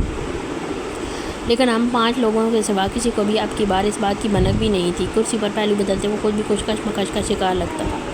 تو پھر کون ہے غدار؟ ڈھونڈو اسے اور عبرت بنا دو سب کے لیے۔ حکم دے کر وہ کرسی چھوڑتا اٹھا اور لمبے لمبے ڈاک بھرتا کمرہ چھوڑ کر نکل گیا۔ پیچھے بیٹھا شخص سنوز کسی گہری سوچ میں ڈوبا ہوا تھا۔ اسے اب ایک ایک پر بہت گہری نظر رکھنی تھی۔ جس وقت ارسلان کمرے میں پہنچا، غانیہ اسے صوف پر گھٹنوں میں سر دیے بیٹھی دکھائی دی۔ اس کے دل کو ایک دم ہی ملال نے گھیرا تھا۔ اس کے ساتھ زیادتی ہوئی تھی، مگر وہ تو خود بے قصور تھا۔ پھر وہ کیوں خود کو مجرم محسوس کر رہا تھا؟ بالوں کو مٹھیوں میں جکڑتے کچھ دیر وہ خاموشی سے کھڑا اسے دیکھتا رہا، پھر ایک بوجھ اور سانس خارج کرتے صوفے کے نزدیک زمین پر پنیوں کے بل اکڑ بیٹھا۔ غانیہ! اس کی آواز پر غانیہ نے چونک کر گردن اٹھائی۔ ارسلان کو یوں نیچے اپنے قدموں کے نزدیک بیٹھا دیکھ کر وہ ایک جھٹکے سے کھڑی ہوئی تھی۔ آپ نیچے کیوں بیٹھے ہیں؟ ارسلان دیکھ سکتا تھا، اس کی آنکھوں میں اب بھی خوف ہلکورے لے رہا تھا۔ گالوں پر آنسوں کی بہتی کچھ لکیریں اس کا دل چیٹ گئی تھی۔ اسے ایک ظلم سے بچاتے بچاتے شاید دوسرے ظلم کا شکار کر گیا تھا۔ غانیہ ادھر آؤ، میرے پاس بیٹھو۔ ایک گہرا سانس خارج کرتے وہ نرمی سے گویا ہوا۔ غانیہ چند لمحے اسے تذبذب سے دیکھتی رہی، پھر لب کاٹتے چھوٹے چھوٹے قدم اٹھاتی اس کے نزدیک آئی۔ لیکن بجائے صوف پر بیٹھنے کے اب کی بار وہ بھی زمین پر ہی بیٹھی تھی۔ سب سے پہلے تو ابھی جو کچھ نیچے ہوا اس کے لیے معذرت۔ نظریں جھکائے اس نے دھیمے لہجے میں بولنا شروع کیا۔ لہجے موجود ملال اس کے دل کی حالت کی عکاسی کر رہا تھا۔ اٹس اوکے، آپ شرمندہ نہ ہو۔ غلطی آپ کی یا آپ کے گھر والوں کی نہیں ہے۔ دراصل میرے ساتھ کبھی کچھ اچھا ہو بھی نہیں سکتا۔ تلخی سے کہتے اس نے گال پر پھسلتے آنسوں کو ہاتھ کی پشت سے پہنچا۔ ہونٹوں پر ایک تلخ مسکراہٹ ابھر کر معلوم ہوئی تھی۔ ارسلان جانتا تھا وہ اس وقت بہت دل برداشت تھی۔ جو بات اسے کرنا تھی نہ جانے وہ کرنے کا یہ وقت تھا بھی یا نہیں۔ چند لمحے وہ تذبذب سے اس کے چہرے کی جانب دیکھتا رہا، جو رونے کے باعث گلابی ہو رہا تھا۔ جگہ جگہ مٹے ہوئے میک اپ کے اثرات تھے جو شاید اگلے دن کی دلہن ہونے کے ناطے وہ کر کے نیچے گئی تھی۔ ایک بار پھر کلک نے اسے گھیرا تھا۔ مجھے تم سے کچھ اہم بات کرنی ہے، اسے غور سے سنو اور سمجھو۔ بالآخر اس نے بات کرنے کا فیصلہ لے لیا، کیونکہ یہ بات ابھی ہی کرنا بہت ضروری تھی۔ میں جانتا ہوں تمہارے ساتھ زیادتی ہوئی ہے، مگر زیادتی کرنے والے تمہارے اپنے تھے۔ تمہیں لگ رہا ہوگا کہ میں کٹھور دل ہوں کہ تم سے شادی کر کے اب تمہیں قبول نہیں کر رہا، تو یار میں نے تمہیں صرف اجو بھیا کے ساتھ شادی ہونے سے بچایا تھا۔ بے بسی سے کہتے اس نے لب بھینچے۔ غانیہ نے کوئی جواب نہیں دیا۔ وہ خاموشی سے نگاہیں جھکائے اب سنتی رہی۔ اب سب چاہتے ہیں کہ میں تمہیں ساتھ لے کر آؤں۔ غانیہ، ہم سچ مچ والی میاں بیوی نہیں ہے کہ ہم ساتھ رہ سکیں۔ میں چاہتا ہوں جلد از جلد تمہیں کسی محفوظ ہاتھوں میں دے دوں۔ ایسے میں میرا اور تمہارا ایک ساتھ رہنا تمہارے لیے اگلے رشتے میں ہو سکتا ہے مشکلات کھڑی کرے۔ تم سمجھ رہی ہو نا میں کیا کہنا چاہ رہا ہوں؟ غانیہ نظریں اٹھائیں تو ان میں ہلکورے لیتا شکوہ سے ایک پل کے لیے نظریں چرانے پر مجبور کر گیا۔ ارسلان نے کہا تمہارا سچ مچ میں ہوا ہے نا؟ ہم سچ مچ والی میاں بیوی ہی ہیں۔ وہ بولی تو لہجے میں چھلکتا استحقاق ارسلان کو ایک پل کے لیے ٹھٹکنے پر مجبور کر گیا۔ وہ اس پر اپنا حق سمجھنے لگی تھی، اور یہ ارسلان علی خان کے حق میں ہرگز بھی اچھا نہیں تھا۔ لیکن اس سے پہلے وہ کچھ کہتا غانیہ ایک بار پھر بولنا شروع ہو چکی تھی۔ آپ بھلے ہی مجھے مت اپنائیں، تانیہ سے دوسری شادی بھی کر لیں، مگر پلیز مجھے چھوڑنے کی باتیں مت کریں۔ اس کے ہاتھ تھامتے وہ ملتجانہ لہجے میں گویا ہوئی۔ اس کی آنکھیں ایک بار پھر برسنا شروع ہوئیں جب ارسلان ایک دم کانگ ہوا۔ کیا تھی وہ لڑکی؟ وہ سمجھنے سے قاصر تھا۔ کچھ دیر دونوں کے درمیان خاموشی آئے رہی، بس وقفے وقفے سے غانیہ کی سوں سوں سنائی دیتی تھی۔ غانیہ، تمہیں فرق نہیں پڑے گا نا؟ مگر کیا تم تانیہ کو جانتی نہیں ہو؟ کچھ دیر بعد ارسلان کی آواز کمرے میں سنائی دی۔ اس کے لہجے میں گھلی بے بسی پر غانیہ کا دل مزید ازاد ہوا تھا۔ ابھی تو اس کے لیے یہ ماننا ہی ناممکن ہوگا کہ میں نے تم سے وقتی شادی کی ہے اور چھوڑ دوں گا نا کہ تمہیں بیوی رکھتے ہوئے ایسی شادی کرنا۔ It's impossible. اور جب میں کہہ رہا ہوں میں تمہیں محفوظ ہاتھوں میں دوں گا تو یقین جانو جب تک مجھے تمہاری حفاظت کی طرف سے اطمینان نہیں ہوگا تب تک تم یہاں اسی گھر میں رہنا۔ غانیہ کے رونے میں شدت آئی تھی۔ ارسلان نے بے بسی سے اپنے بال مٹھی میں جکڑے۔ وہ کس مشکل میں خود کو پھنسا چکا تھا۔ سارا مسئلہ ہی اس کی نرم مزاجی کا تھا۔ نہ وہ غانیہ پر ترس کھا کر شادی کرتا اور نہ یہ سب دیکھنا پڑتا، اور اب بھی غانیہ کی حالت اسے اندر سے کچوکے لگا رہی تھی۔ لیکن وہ کیا کرتا؟ اس کے لیے اپنی محبت سے تو دستبردار نہیں ہو سکتا تھا، نہ ہی اس سے ساتھ رکھ سکتا تھا۔ ایک جھٹکے سے جگہ چھوڑتا وہ اٹھ کھڑا ہوا۔ اسے فوراً ہاسٹل کے لیے نکلنا تھا، اور جب تک غانیہ کے لیے وہ کسی رشتے کا بندوبست نہیں کر دیتا تب تک وہ اب اس کا سامنا نہیں کرے گا۔ تہیہ کرتے وہ الماری کی جانب بڑھا تاکہ اپنی پیکنگ کر سکے۔ ارسلان، پلیز مجھے اپنے ساتھ شہر لے چلے، میں یہاں اکیلی آپ کے بنا نہیں رہ سکتی۔ اب کی بار غانیہ بھی جگہ چھوڑتی ہے، اس کے پیچھے جا کر کھڑی ہوئی۔ غانیہ، میں تمہیں کیسے سمجھاؤں؟ دیکھو تم یہاں بالکل محفوظ ہو۔ چند دن میں ہی تمہیں اندازہ ہو جائے گا کہ یہاں سب بھی بہت اچھے ہیں، تمہارا خیال رکھیں گے۔ ایک گہرا سانس لیتے وہ پلٹا۔ ان دونوں کے درمیان فاصلہ اتنا کم تھا کہ اس نے بمشکل خود کو اس سے ٹکرانے سے بچایا تھا۔ مگر وہ آپ کے اجو بھیا، مجھے ان سے ڈر لگ رہا ہے۔ آنسوؤں کے بیچ وہ ہچکچاتے ہوئے گویا ہوئی۔ ارسلان کو اس کی شکل دیکھ کر ترس آیا تھا۔ رات سے اب تک وہ صرف روتی رہی تھی۔ غانیہ اجو بھیا بہت معصوم ہے، وہ کسی کو نقصان نہیں پہنچاتے ہیں، بس تمہارا معاملہ کچھ الگ ہو گیا اس لیے وہ آج ایسے ری ایکٹ کر گئے، ورنہ دیکھو زرمین بھابھی جب تک خود سے بات نہ کریں وہ ان سے بات بھی نہیں کرتے۔ وہ اپنی دنیا میں مگن رہتے ہیں اور یوں بھی یہاں باقی سب تو ہیں نا تمہاری حفاظت کے لیے۔ اس کے سمجھانے پر غانیہ روتے ہوئے دائیں سے بائیں گردن ہلائی۔ وہ اس کی بات سے متفق نہیں تھی لیکن حلم میں پھنسا آنسو کا گولہ بولنے میں رکاوٹ بن رہا تھا۔ ارسلان ایک بار پھر بے بس ہوا تھا۔ مجھ سے تو اب وہ ایسے ہی کریں گے نا، اور آج آپ سب نے کتنی کوشش کی مجھے ان سے چھڑایا، میں ہر وقت تو یوں ڈر ڈر کے یہاں نہیں رہ سکتی نا۔ کچھ آنسو تھمے تو دوپٹے کے بلو سے آنکھ رگڑتے وہ سو کرتے گویا ہوئے۔ اس کے لہجے میں گلا خوف اور ناراضگی ارسلان کو اندر تک بے چین کر گئی تھی۔ اف، لڑکی آنکھوں میں تکلیف ہو جائے گی، اتنے بیل بوٹے والے دوپٹے سے آنکھیں کون رگڑتا ہے۔ ٹیشو باکس سے ایک ٹیشو نکال کر اس کو تھماتے ہوئے جھلاتے ہوئے گویا ہوا، جبکہ اس کی تھوڑی سی توجہ پا کر غانیہ کی آنکھیں ایک بار پھر برسنا شروع ہوئی تھی۔ وہ چہرہ موڑ کر دوسری جانب گھوم گئی۔ غانیہ پلیز یوں رو کر مجھے گلٹ کا شکار مت کرو۔ اسے کندھوں سے تھام کر اپنی طرف موڑتے وہ بے بسی سے گویا ہوا۔ وہ اسے تکلیف پہنچانا نہیں چاہتا تھا لیکن یہ بھی ممکن نہیں تھا کہ وہ اس کے ساتھ اس رشتے کو آگے بڑھائے۔ وہ عجیب مشکل کا شکار ہوا تھا۔ ارسلان مجھے ساتھ لے چلیں، اس کے لہجے میں چھپی اپنے لیے تھوڑی سی توجہ پا کر غانیہ کا دل ایک بار پھر بھر آیا تھا۔ وہ بے اختیار ہی اس کے سینے سے لگتی پھوٹ پھوٹ کر رو دی۔ اچانک افتاد پر ارسلان ایک دم ہی بکھلایا تھا۔ اس کی سمجھ نہیں آیا وہ کیا کرے۔ دونوں ہاتھ اپنے پہلو میں گرائے وہ مضطرب سا کھڑا لب کاٹتا رہا۔ چند منٹ بعد غانیہ کو خود ہی احساس ہوا تو شرمندہ ہوتی اسے الگ ہوئی۔ دونوں ہی ایک دوسرے سے نظریں چراتے الگ الگ سمت میں مڑ گئے تھے۔ ارسلان خاموشی سے اپنی پیکنگ کرتا رہا جبکہ غانیہ خشک آنکھوں سے صوفے پر بیٹھ گہری سوچ میں گم دکھائی دی۔ شاید وہ اپنے لیے کوئی بڑا فیصلہ لینے جا رہی تھی۔ ارسلان کی نگاہیں گائے بگائے اس کی جانب اٹھتی تھی۔ وہ اسے لے کر عجیب کشمکش کا شکار تھا۔ تم اپنا سامان پیک کر لو، مگر بالآخر اس کا دل نہ مانا کہ وہ اسے یوں چھوڑ کر چلا جائے۔ اب کسی جملے پر غانیہ نے جھٹکے سے گردن اٹھائی۔ اس کی آنکھوں میں بے یقینی تھی، یوں جیسے کسی موت کے منہ میں جاتے انسان کو زندگی کی نوید سنا دی جائے۔ تانیہ کو ہمارے رشتے کی بھنک بھی نہیں پڑنی چاہیے۔ وقت آنے پر میں گھر والوں کو بھی تمام حقیقت سے آگاہ کر دوں گا اور تم یونیورسٹی میں بھی کسی کو کچھ نہیں بتاؤ گی۔ Is that clear? غانیہ کی گردن تیزی سے حامی میں ہلی تھی۔ اچانک اس کے چہرے پر رونق نظر آنے لگی تھی۔ اسے مسکراتا دیکھ کر ارسلان بھی مسکراتا ہوا دوبارہ اپنے سامان کی جانب متوجہ ہوا۔ جو منہ دھو کر اور اب میں تمہیں روتے ہوئے نہ دیکھوں۔ اس کی ہدایت پر غانیہ کسی تابیدار بچے کی طرح فوراً واش روم کی جانب بڑھی تھی۔ اس کا دل اس وقت ایک دم پرسکون ہو گیا تھا۔ اس کے لیے یہ غنیمت تھا کہ وہ ارسلان علی خان کی بیوی تھی اور اس کے ساتھ شہر جا رہی تھی۔ وقت آنے پر باقی معاملات بھی دیکھے جائیں گے، دل میں سوچتے ہوئے اس نے خود کو تسلی دی اور آئینے میں دیکھ کر مسکرائی۔ رات سے یہ پہلی بات تھا جب اس کے چہرے پر مسکراہٹ بکھری تھی۔ وہ اس وقت خوش تھی، بہت خوش۔ قصر خان پر رات اترے کافی دیر ہو چکی تھی۔ پوری حویلی ہلکی زرد روشنی میں ڈوبی ہوئی تھی، سوائے اس کمرے کے جہاں زرمین نے ارشمان کو گود میں لیے ٹہلا رہی تھی۔ اس کی نیند کی ایک ہی ڈگر پر چل رہی تھی۔ ارشمان کے بعد وہ کچھ مصروف ضرور ہوئی تھی لیکن تنہائی کے لمحات میں یہ احساس شدت سے جاگتا کہ شہریار کے پاس اس کے لیے وقت نہیں ہوتا۔ وہ اندر سے خود ترسی کا شکار ہو رہی تھی۔ کبھی کبھار اسے لگتا کہ شاید وہ ناشکری ہو رہی ہے کیونکہ روایتی سسرالوں کی طرح اس کے پاس مسائل نہیں تھے۔ گل جان کی زندگی اجمل کے گرد گھومتی تھی، اس کے پاس وقت نہ تھا کہ وہ روایتی ساس کا کردار نبھاتی ہیں اور ادے جان تو خود ہی اس کی دلجوئی کرتی رہتی تھی۔ لیکن پھر بھی شوہر کی توجہ اور پیار جو ذہنی سکون دے سکتی تھی وہ باقی سب چیزیں مل کر بھی اس کی کمی کو پورا نہیں کر سکتے تھے۔ لیکن شہریار کبھی اس چیز کو محسوس نہیں کر پاتا تھا۔ اسے لگتا تھا وہ زمینوں کو ایک اچھی اور پرآسائش زندگی دے رہا ہے۔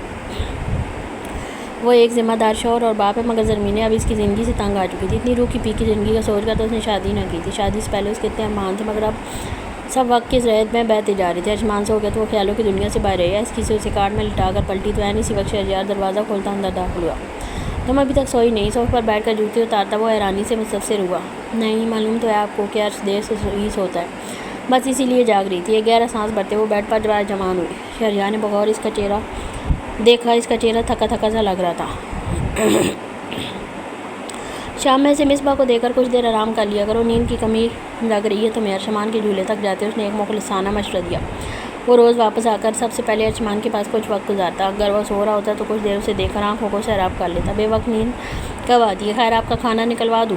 شہریار نے پلٹ کر دیکھا۔ اس کے لہجے میں چھپی بیزاریت پر وہ چند سیکنڈ بغور اسے دیکھتا رہا، پھر اسے تھکن سے نفی میں گردن لاتا ارشمان کو پیار کرتا کاٹ کے پاس سے ہٹ گیا۔ تم سو جاؤ، میں نے باہر کھانا کھا لیا تھا۔ زرمینے نے ایک بوجھل سانس خارج کرتے اس کی پشت کو خفقی سے دیکھا۔ جو الماری کے سامنے کھڑا اپنے کپڑے نکال رہا تھا۔ وہ کچھ دیر اسے دیکھتی رہی کہ شاید اسے یاد آ جائے کہ آج ان کی شادی کی سالگرہ تھی، لیکن شہریار علی خان کے پاس ایسے چونچلوں کا وقت کہاں ہوتا تھا۔ کپڑے نکال کر وہ واش روم کی جانب بڑھا تو زرمینے بے دلی سے موبائل اٹھا کر بیٹھ گئی۔ فیس بک کھولتے ہی اس کا زخم مزید تازہ ہوا تھا۔ اس کے قریبی دوست کی چند دنوں پہلے ہی شادی ہوئی تھی اور اس وقت وہ ہنی مون منانے شمالی علاقہ جات گئی ہوئی تھی۔ گرم کوٹ اور لانگ بوٹس پہنے وہ برف میں دھنسی کھڑی تھی، ایک عاشق کی باہوں میں ڈالے اور دوسرے سے کافی کم حق تھامے وہ بلا کی خوبصورت لگ رہی تھی۔ نیچے ڈھیروں کی تعداد میں کمنٹس تھے جنہوں نے ان کے جوڑے کو سراہا تھا۔ زرمینے کا دل ایک پل میں بجھا تھا۔ ایسا نہیں تھا کہ اسے اس سے حسد ہوا تھا، مگر دل میں اپنی تشنگی کا خیال اور جڑ پکڑ گیا تھا۔ کیا تھا اگر شہریار بھی ایسے ہی ہوتے؟ دل محسوس کر واش روم سے نکلتے شہریار کو دیکھا، جو دیکھنے میں بلا شبہ بہت پرکشش تھا۔ وہ کسی بھی لڑکی کا آئیڈیل ہو سکتا تھا۔ زرمینے کے ساتھ اس کی جوڑی کو ہر موقع پر لوگ سراہتے تھے، مگر اس بے جان رشتے میں محبت کی روح پھونکنے سے وہ قاصر تھا۔ ایسی رکی پھیکی زندگی گزارنے کے لیے تو میں نے شادی نہیں کی تھی۔ آنکھ مائع آنسو کو ہتھیلی کی پشت سے پہنچتی وہ دل میں بڑبڑائی۔ تم ابھی تک سوئی نہیں ہو؟ اسے انوز موبائل پر بیٹھا دیکھ کر شہریار اچنبھے سے مستفسر ہوا۔ اسے تو لگا تھا وہ بہت تھکی ہوئی ہے اور شاید ایک بھرپور نیند کی اشد ضرورت ہے۔ نیند نہیں آ رہی۔ وہ بنا موبائل سے نظریں ہٹائے اس نے اسپاٹ لہجے میں جواب دیا۔ اس کا انداز شہریار کو ٹھٹکنے پر مجبور کر دیا۔ کچھ لمحے وہ اسے خاموش نظروں سے دیکھ لیا، لیکن زرمینے نے موبائل سے نگاہیں نہ ہٹائیں۔ اس وقت خود بھی بہت تھکا ہوا تھا۔ بنا کچھ کہے اپنی طرف کا لیمپ بند کرتا بیڈ پر دراز ہو گیا۔ زرمینے نے ایک خائف نظر اس کی پشت پر ڈالی اور خود بھی مخالف سمت میں کروٹ لیتی لیٹ گئی۔ بے دلی سے وہ انوز اسکرین پر انگلی پھیر رہی تھی جب اس کی نظر ایک پوسٹ پر ٹھٹک کر رکی۔ یہ پیج خصوصاً خواتین کے لیے بنایا گیا تھا، جہاں وہ اپنے مسائل دوسری خواتین کو بتا کر حل مانگتی تھی۔ اس وقت بھی کچھ اسی قسم کی پوسٹ تھی جس میں کسی خاتون نے پوچھا تھا کہ اس کی شوہر نے اسے تھپڑ مارا ہے تو رد عمل میں اسے کیا کرنا چاہیے۔ نہ جانے کیوں زرمینے کو اسے بہت ہمدردی محسوس ہوئی۔ وہ پوسٹ کھول کر نیچے گئی، کمنٹ پڑھنے لگی۔ ایسے جانور قسم کے انسان کو چھوڑ دو، اسے یہ حق نہیں پہنچتا کہ وہ تمہارے اوپر ہاتھ اٹھائے۔ تمہیں چاہیے تھا تم بھی اسے 2 تھپڑ جڑتی۔ آئندہ ہمت نہیں ہوگی۔ عورت اور مرد برابر نہ، عورتوں کی روح عزت مجروح کرنے والے ایسے مردوں کو فوراً سبق سکھانا چاہیے۔ اٹس اے ڈومیسٹک وائلنس، فوراً طلاق کا مطالبہ کرو۔ ایسے آدمی کے ساتھ ہرگز بھی نہیں رہنا چاہیے۔ آدھا گھنٹہ پہلے کی گئی ایک پوسٹ پر ہزاروں کی تعداد میں کمنٹس آ چکے تھے۔ زرمینے کو اچھا لگا کہ اب عورت کے حقوق کی بات کرنے والیاں، مرد کے ظلم سے نجات دلانے والیاں اور عورت کو ان کا حق دلانے والیاں موجود ہیں۔ اسے ڈھارس ہوئی تھی کہ دل کا بوجھ ہلکا کرنے کی کوئی ایسی جگہ ہے جہاں وہ ابھی اپنا مسئلہ لکھ سکتی ہے، ورنہ سسرال میں ظاہر ہے شہریار کی شکایت کرنے کی جرات وہ نہیں کر سکتی تھی، اور میکے میں اپنی ماں کو وہ پریشان نہیں کرنا چاہتی تھی۔ ایسے میں اپنی آواز اٹھانے کا ایک پلیٹ فارم اسے مل گیا تھا جہاں وہ اپنی جیسی دوسری تکلیف اٹھانے والیوں کو وہ اپنا کام سنا کر دل ہلکا کر سکتی تھی۔ ایک نظر گردن موڑ کر سوئے ہوئے شہریار پر ڈالتے اس نے بھی ایک پیراگراف لکھ کر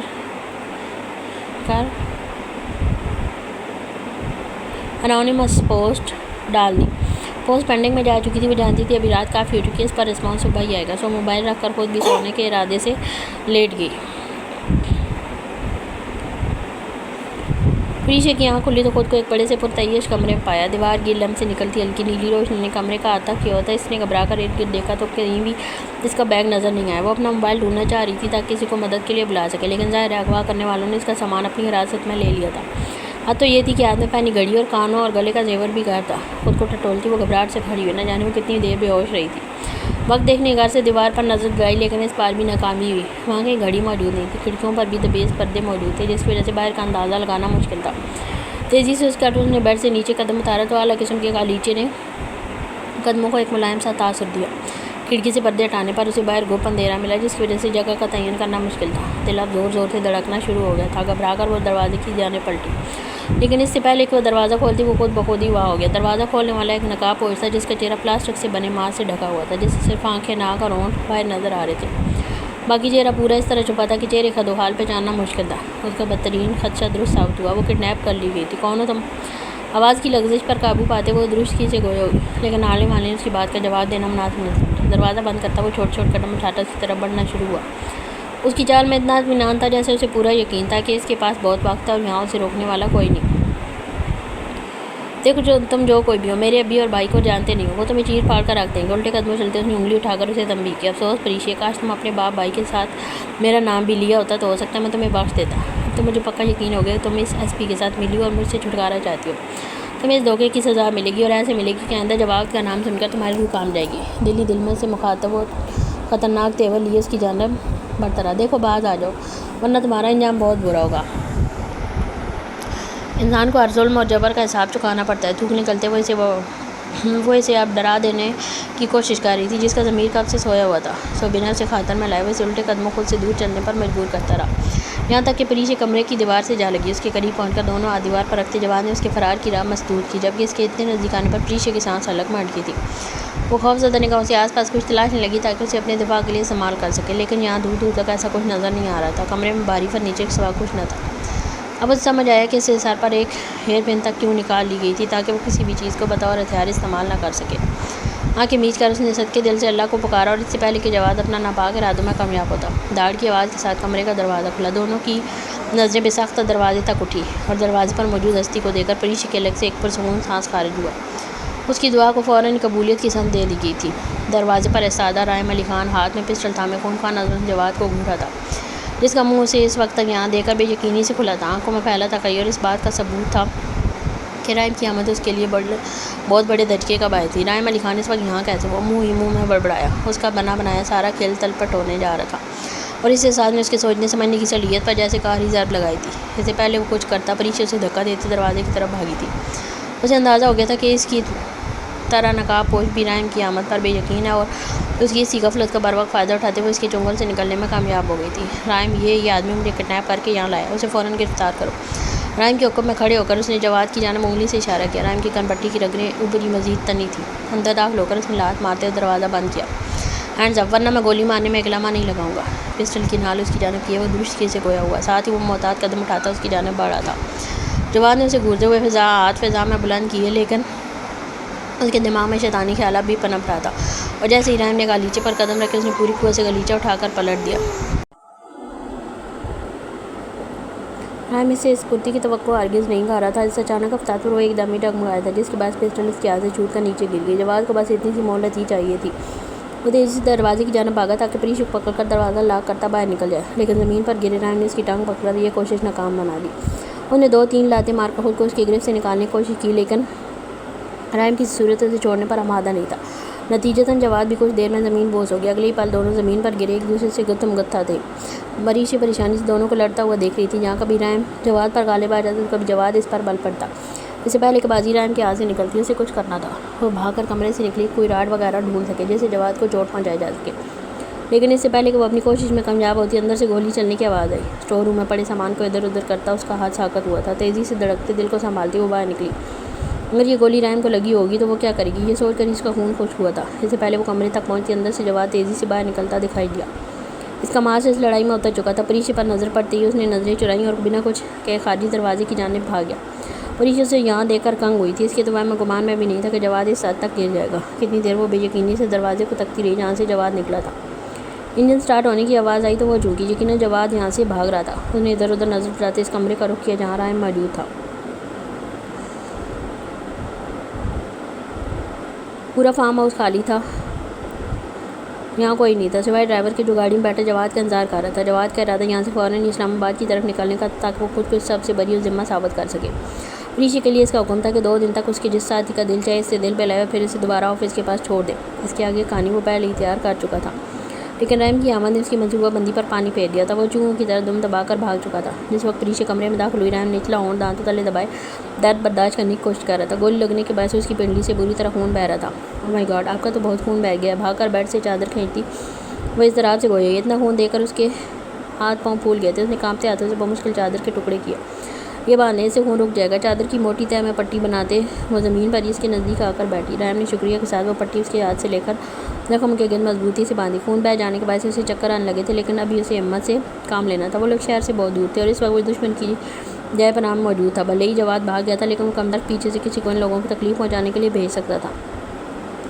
اب خون بہت بہہ گیا، ہمیں فوراً ہاسپٹل کے لیے نکلنا ہوگا۔ رائم پٹی باندھ کر فارغ ہوا تو وہ تشویش سے گوئے ہوئے، ہلکے نیلے گالیچے میں جذب ہوا اس کا خون بدنما دھبوں کی صورت میں موجود تھا۔ تم گاڑی اسٹارٹ کرو، میں آتا ہوں۔ اسے اپنی جیپ کی چابی تھماتا وہ درد سے کہا، کیا آپ کو مدد کی ضرورت ہے؟ باہر نکلتے نکلتے وہ دوبارہ پلٹی تھی، کیونکہ رائم لاکھ کوشش کے باوجود بنا کسی سہارے کے کھڑا نہیں ہو پا رہا تھا۔ ہاں، یہ چیئر میرے نزدیک کر دو۔ کچھ دور رکھی کرسی کی جانب اشارہ کرتے اس نے لب آپس میں پیوست کیے کہ ہر گزرتا لمحہ تکلیف کا احساس سوا کر رہا تھا۔ پریشی کرسی نزدیک رکھ کر بھی تذبذب سے وہیں کھڑی رہی کہ شاید رائم کو مزید اس کی مدد کی ضرورت پڑے۔ تم جاؤ، اس سے پہلے کہ یہاں کوئی اور آئے، میں کوشش کر کے آتا ہوں۔ کرسی کے سہارے کھڑا ہوتے اس نے ایک بار پھر پریشی کو باہر جانے کی ہدایت دی۔ متذبذب سی وہ چابی لیے باہر کی جانب بڑھ گئی۔ جیپ اسٹارٹ کر کے وہ اس کا انتظار کرنے لگی۔ اس کے دل میں بھی اب یہی خوف تھا کہ اگر جواد نے مزید اپنے لوگ یہاں بھیج دیے تو وہ زخمی رائم کے ساتھ کس طرح یہاں سے بحفاظت بھاگے گی۔ اس کی سوچ کا دائرہ رائم کو دیکھ کر ٹوٹا، جو دروازے سے باہر نکلتا دکھائی دے رہا تھا۔ یہ اس کے مضبوط اعصاب ہی تھے جو وہ اتنا خون بہنے کے باوجود اپنے قدموں پر چل کر یہاں تک آیا تھا۔ اسے باہر آتا دیکھ وہ ایک پرسکون سانس خارج کرتی گاڑی سے اتری۔ آپ آرام سے پچھلی سیٹ پر لیٹ جائیں۔ پیچھے کا دروازہ کھولتی وہ متفکر انداز میں گوئی۔ ایران کی حالت بھی اس وقت بیٹھنے والی نہیں تھی۔ وہ گردن ہلاتا بمشکل سیٹ تک پہنچ پایا تھا۔ اس کی بیٹھتی پریشی نے ڈرائیونگ سیٹ سنبھالی اور برف رفتاری سے گاڑی فارم ہاؤس سے باہر نکالی۔ اسے جلد از جلد اس علاقے سے دور پہنچنا تھا، لیکن اندھیرے کے باعث اسی جگہ کا تعین کرنے میں مشکل پیش آ رہی تھی۔ اوپر سے وہ جس صورتحال سے نکل کر آئی تھی، دماغ کچھ بھی کھوجنے سمجھنے کی صلاحیت سے آ رہی تھا۔ کیا آپ مجھے راستہ گائیڈ کر سکتے ہیں؟ مین روڈ پر آتے ہوئے اس نے گردن پیچھے موڑ کر آرام سے سوال کیا۔ محترمہ جی پی ایس ٹریکر اسی مرض کی دوا ہے۔ اس کا جواب ہمیشہ کی طرح کوٹیلے انداز میں ہی آیا تھا۔ کچھ تکلیف کی شدت تھی اور کچھ جواد کے ہاتھ سے نکل جانے کا افسوس۔ وہ اس وقت سخت تپا ہوا لگ رہا تھا۔ پریشی نے بھی کچھ سخت کہنے کے لیے منہ کھولا، لیکن کچھ دیر پہلے والا اس کا احسان یاد کر کے لب بھیج گئے۔ وہ اگر اس وقت زخمی تھا تو وجہ وہی تھی۔ ایک گہری سانس بھرتے اس نے موبائل پر جی پی ایس آن کیا اور نزدیک ترین ہاسپٹل کی لوکیشن ڈال دی۔ جی پی ایس آن کرنے پر اسے اندازہ ہوا کہ جواد اسے شہر سے باہر لے آیا تھا۔ تمہارے ہوش تو ابھی ٹھکانے لگائیں گے۔ اسٹیئرنگ پر اپنی گرفت مضبوط کرتے وہ بڑبڑائی اور گاڑی ہاسپٹل کے راستے پر ڈال دی، اس بات سے بے خبر کہ جواد اس کے لیے ایک نئی سازش تیار کر چکا تھا۔ غارسٹ پر ایک اور سفید صبح اتری تھی۔ پورا شہر برف سے ڈھکا ہوا تھا۔ دھوپ کی کرنیں اور بادل کی چھاؤں میں محو استراحت تھی۔ یہاں سے میں اپارٹمنٹ کے اندر معمول کی سرگرمیاں جاری تھیں۔ مریم کی صبح فجر کے ساتھ ہی ہو جایا کرتی تھی۔ اپنی عبادات سے فارغ ہو کر وہ کچن میں موجود تھی۔ مختار احمد ہاتھ میں بھاپ اڑاتی چائے کا مگ ہم اخبار پڑھنے میں مشغول تھی، جبکہ ماریا اپنے کمرے بند ہونا اس گہری نیند میں ڈوبی تھی۔ دفتر نے اس کا موبائل گنگنایا۔ بند آنکھوں سے الارم بند کرتے وہ کروٹ لے کر لیٹ گئی۔ چند منٹ بعد موبائل کی آواز نے کمرے کی خاموشی میں پھر ارتعاش پیدا کیا تو وہ جمائی لیتے اٹھی۔ الارم بند کر کے سب سے پہلے اس نے اپنی میل چیک کی۔ جب سے وہ سینوریٹا سے مل کر آئی تھی، یہ اس کا معمول بن گیا تھا۔ وہ اٹھتے بیٹھتے 20 دفعہ اپنی میل چیک کرتی تھی کہ شاید سینوریٹا کی جانب سے کوئی اچھی خبر اس کی منظر ہو۔ اس وقت سب سے اوپر اس کی میل دیکھ کر اس نے دھڑکتے دل سے اسے کھولا۔ اس کے ہفتے وار قسمت کے حال کے ساتھ مزید کچھ تاکید اور کچھ نئے لائے عمل لکھے ہوئے تھے۔ کل رات میں کچھ نئے عمل کرنے جا رہی ہوں۔ یہ ماہ کامل کی رات میں کیے جاتے ہیں اور خوشی کی حیثیت سے کل رات ماہ کامل ہوگا، جن میں کیے گئے لفظ پہل سب سے زیادہ مؤثر ہوتے ہیں، کیونکہ کل رات لفظ فیری زمین پر اتریں گی جو تمام محبتیں ڈھونڈنے والوں کو ان کی محبت سے ملوائیں گی۔ اگر تم چاہتی ہو کل رات میں تمہارے لیے بھی یہ ریچول کروں تو تمہیں مجھ سے ملنے آنا ہوگا، اور کچھ سامان جو میں بتاؤں گی وہ اپنے ساتھ لانا ہوگا۔ ساتھ ہی اس لڑکے کے کچھ بال چاہیے ہوں گے۔ اگر تم یہ سب کر سکتی ہو تو کل شام سے پہلے مجھے سب پہنچا دینا۔ جو میل اپنے اختتام تک پڑھتی جا رہی تھی، اس کے چہرے پر جذبات کی شدت سے گلابی پن کھولتا جا رہا تھا۔ ایک جھٹکے سے سیدھے ہو کر بیٹھتے اس نے جوابی میل لکھنا شروع کی۔ وہ ہر کام کرنے کے لیے تیار تھی، بشرطیہ کہ سنی بھی اس کے پیار میں یوں ہی دیوانہ ہو جاتا جیسے وہ اس کے لیے تھی۔ میل بھیج کر وہ سنی کے بال حاصل کرنے کا طریقہ سوچنے لگی، کیونکہ ہرگز بھی آسان نہیں تھا۔ وہ اسے اپنے قریب بھٹکنے بھی نہیں دیتا تھا۔ وہ آفس میں کام کرنے والے عام مردوں کی طرح کبھی اس سے ہاتھ نہیں ملاتا تھا۔ اس نے ماریا سے ہمیشہ ایک فاصلہ قائم رکھا تھا، اور ایسی صورتحال میں اس کے بال حاصل کرنا کافی پیچیدہ کام تھا۔ خیر، کچھ نہ کچھ تو میں کر ہی لوں گی، اپنے آپ کو تسلی دیتی وہ بالوں کے کیچر میں گیر کرتی بیڈ سے اتری۔ 2 منٹ اسے جلد از جلد آفس پہنچنا تھا۔ زینب بھی جوڑ توڑ مصروف تھا، لیکن وہ جانتی تھی کہ وہ کسی نہ کسی طرح کامیابی حاصل کر لے گی۔ یہ اس کی محبت کا سوال تھا، اس کے عشق کا، اس کی زندگی جینے کا مقصد تھا، اور اس کے لیے وہ کوئی بھی حد پار کر سکتی تھی۔ چلو جی، اب دیکھتے ہیں آگے ماریا کیا کرتی ہے۔ تو ابھی دیجیے اجازت، ملیں گے نیکسٹ ویڈیو میں۔ فی الحال آج کے لیے اتنا ہی، کیونکہ ابھی تو میرے بیبی کو بھوک لگی ہے، ہم نے کچھ کھانا ہے، تو پھر ہم آگے مزید ویڈیو بعد میں بنائیں گے، ٹھیک ہے؟ اوکے، اللہ حافظ۔ آپ بھی بولو اللہ حافظ۔ اللہ حافظ۔